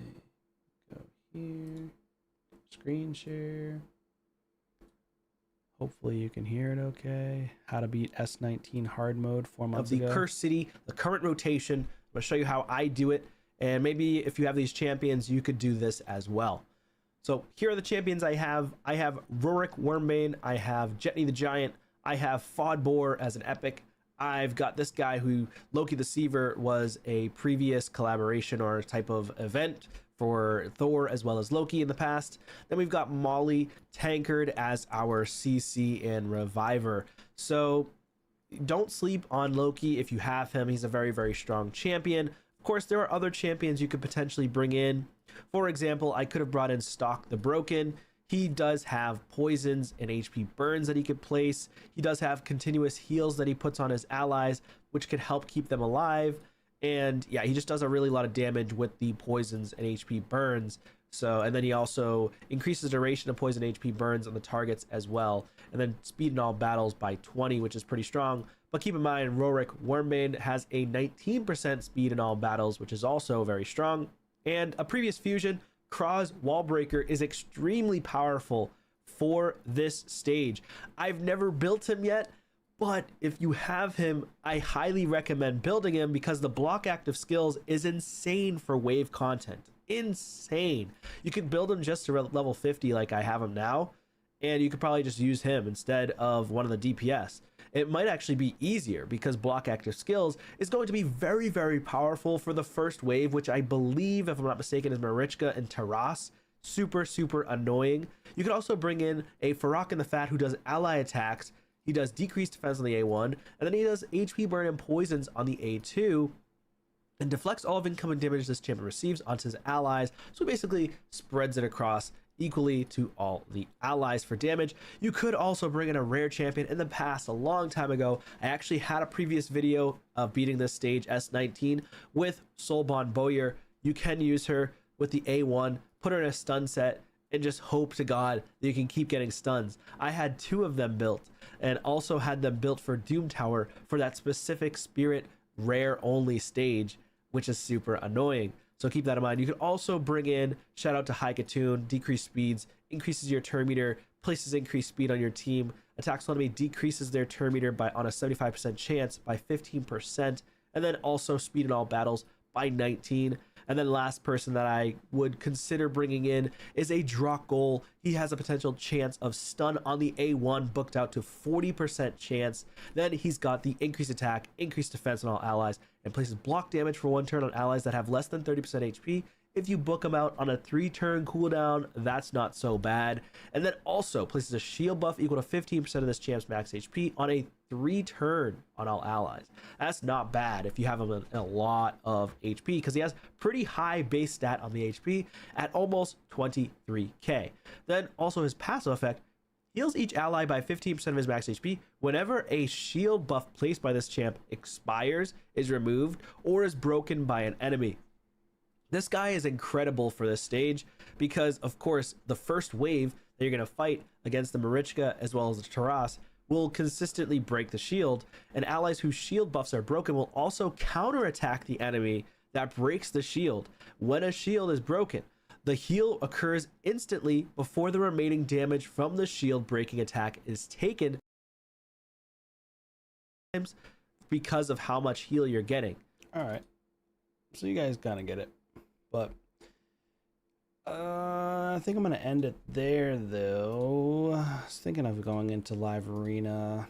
I'm not sure yet. Kind of tired. I think I'm going to go to bed, y'all. I think it's time for bed. It's 2 a.m. in the morning. Jeez. It's already getting late.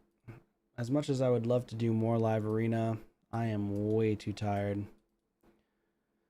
Way too tired, y'all. But anyways, hopefully you guys enjoyed your time. Thank you for coming in, watching live arena, watch me do some dailies.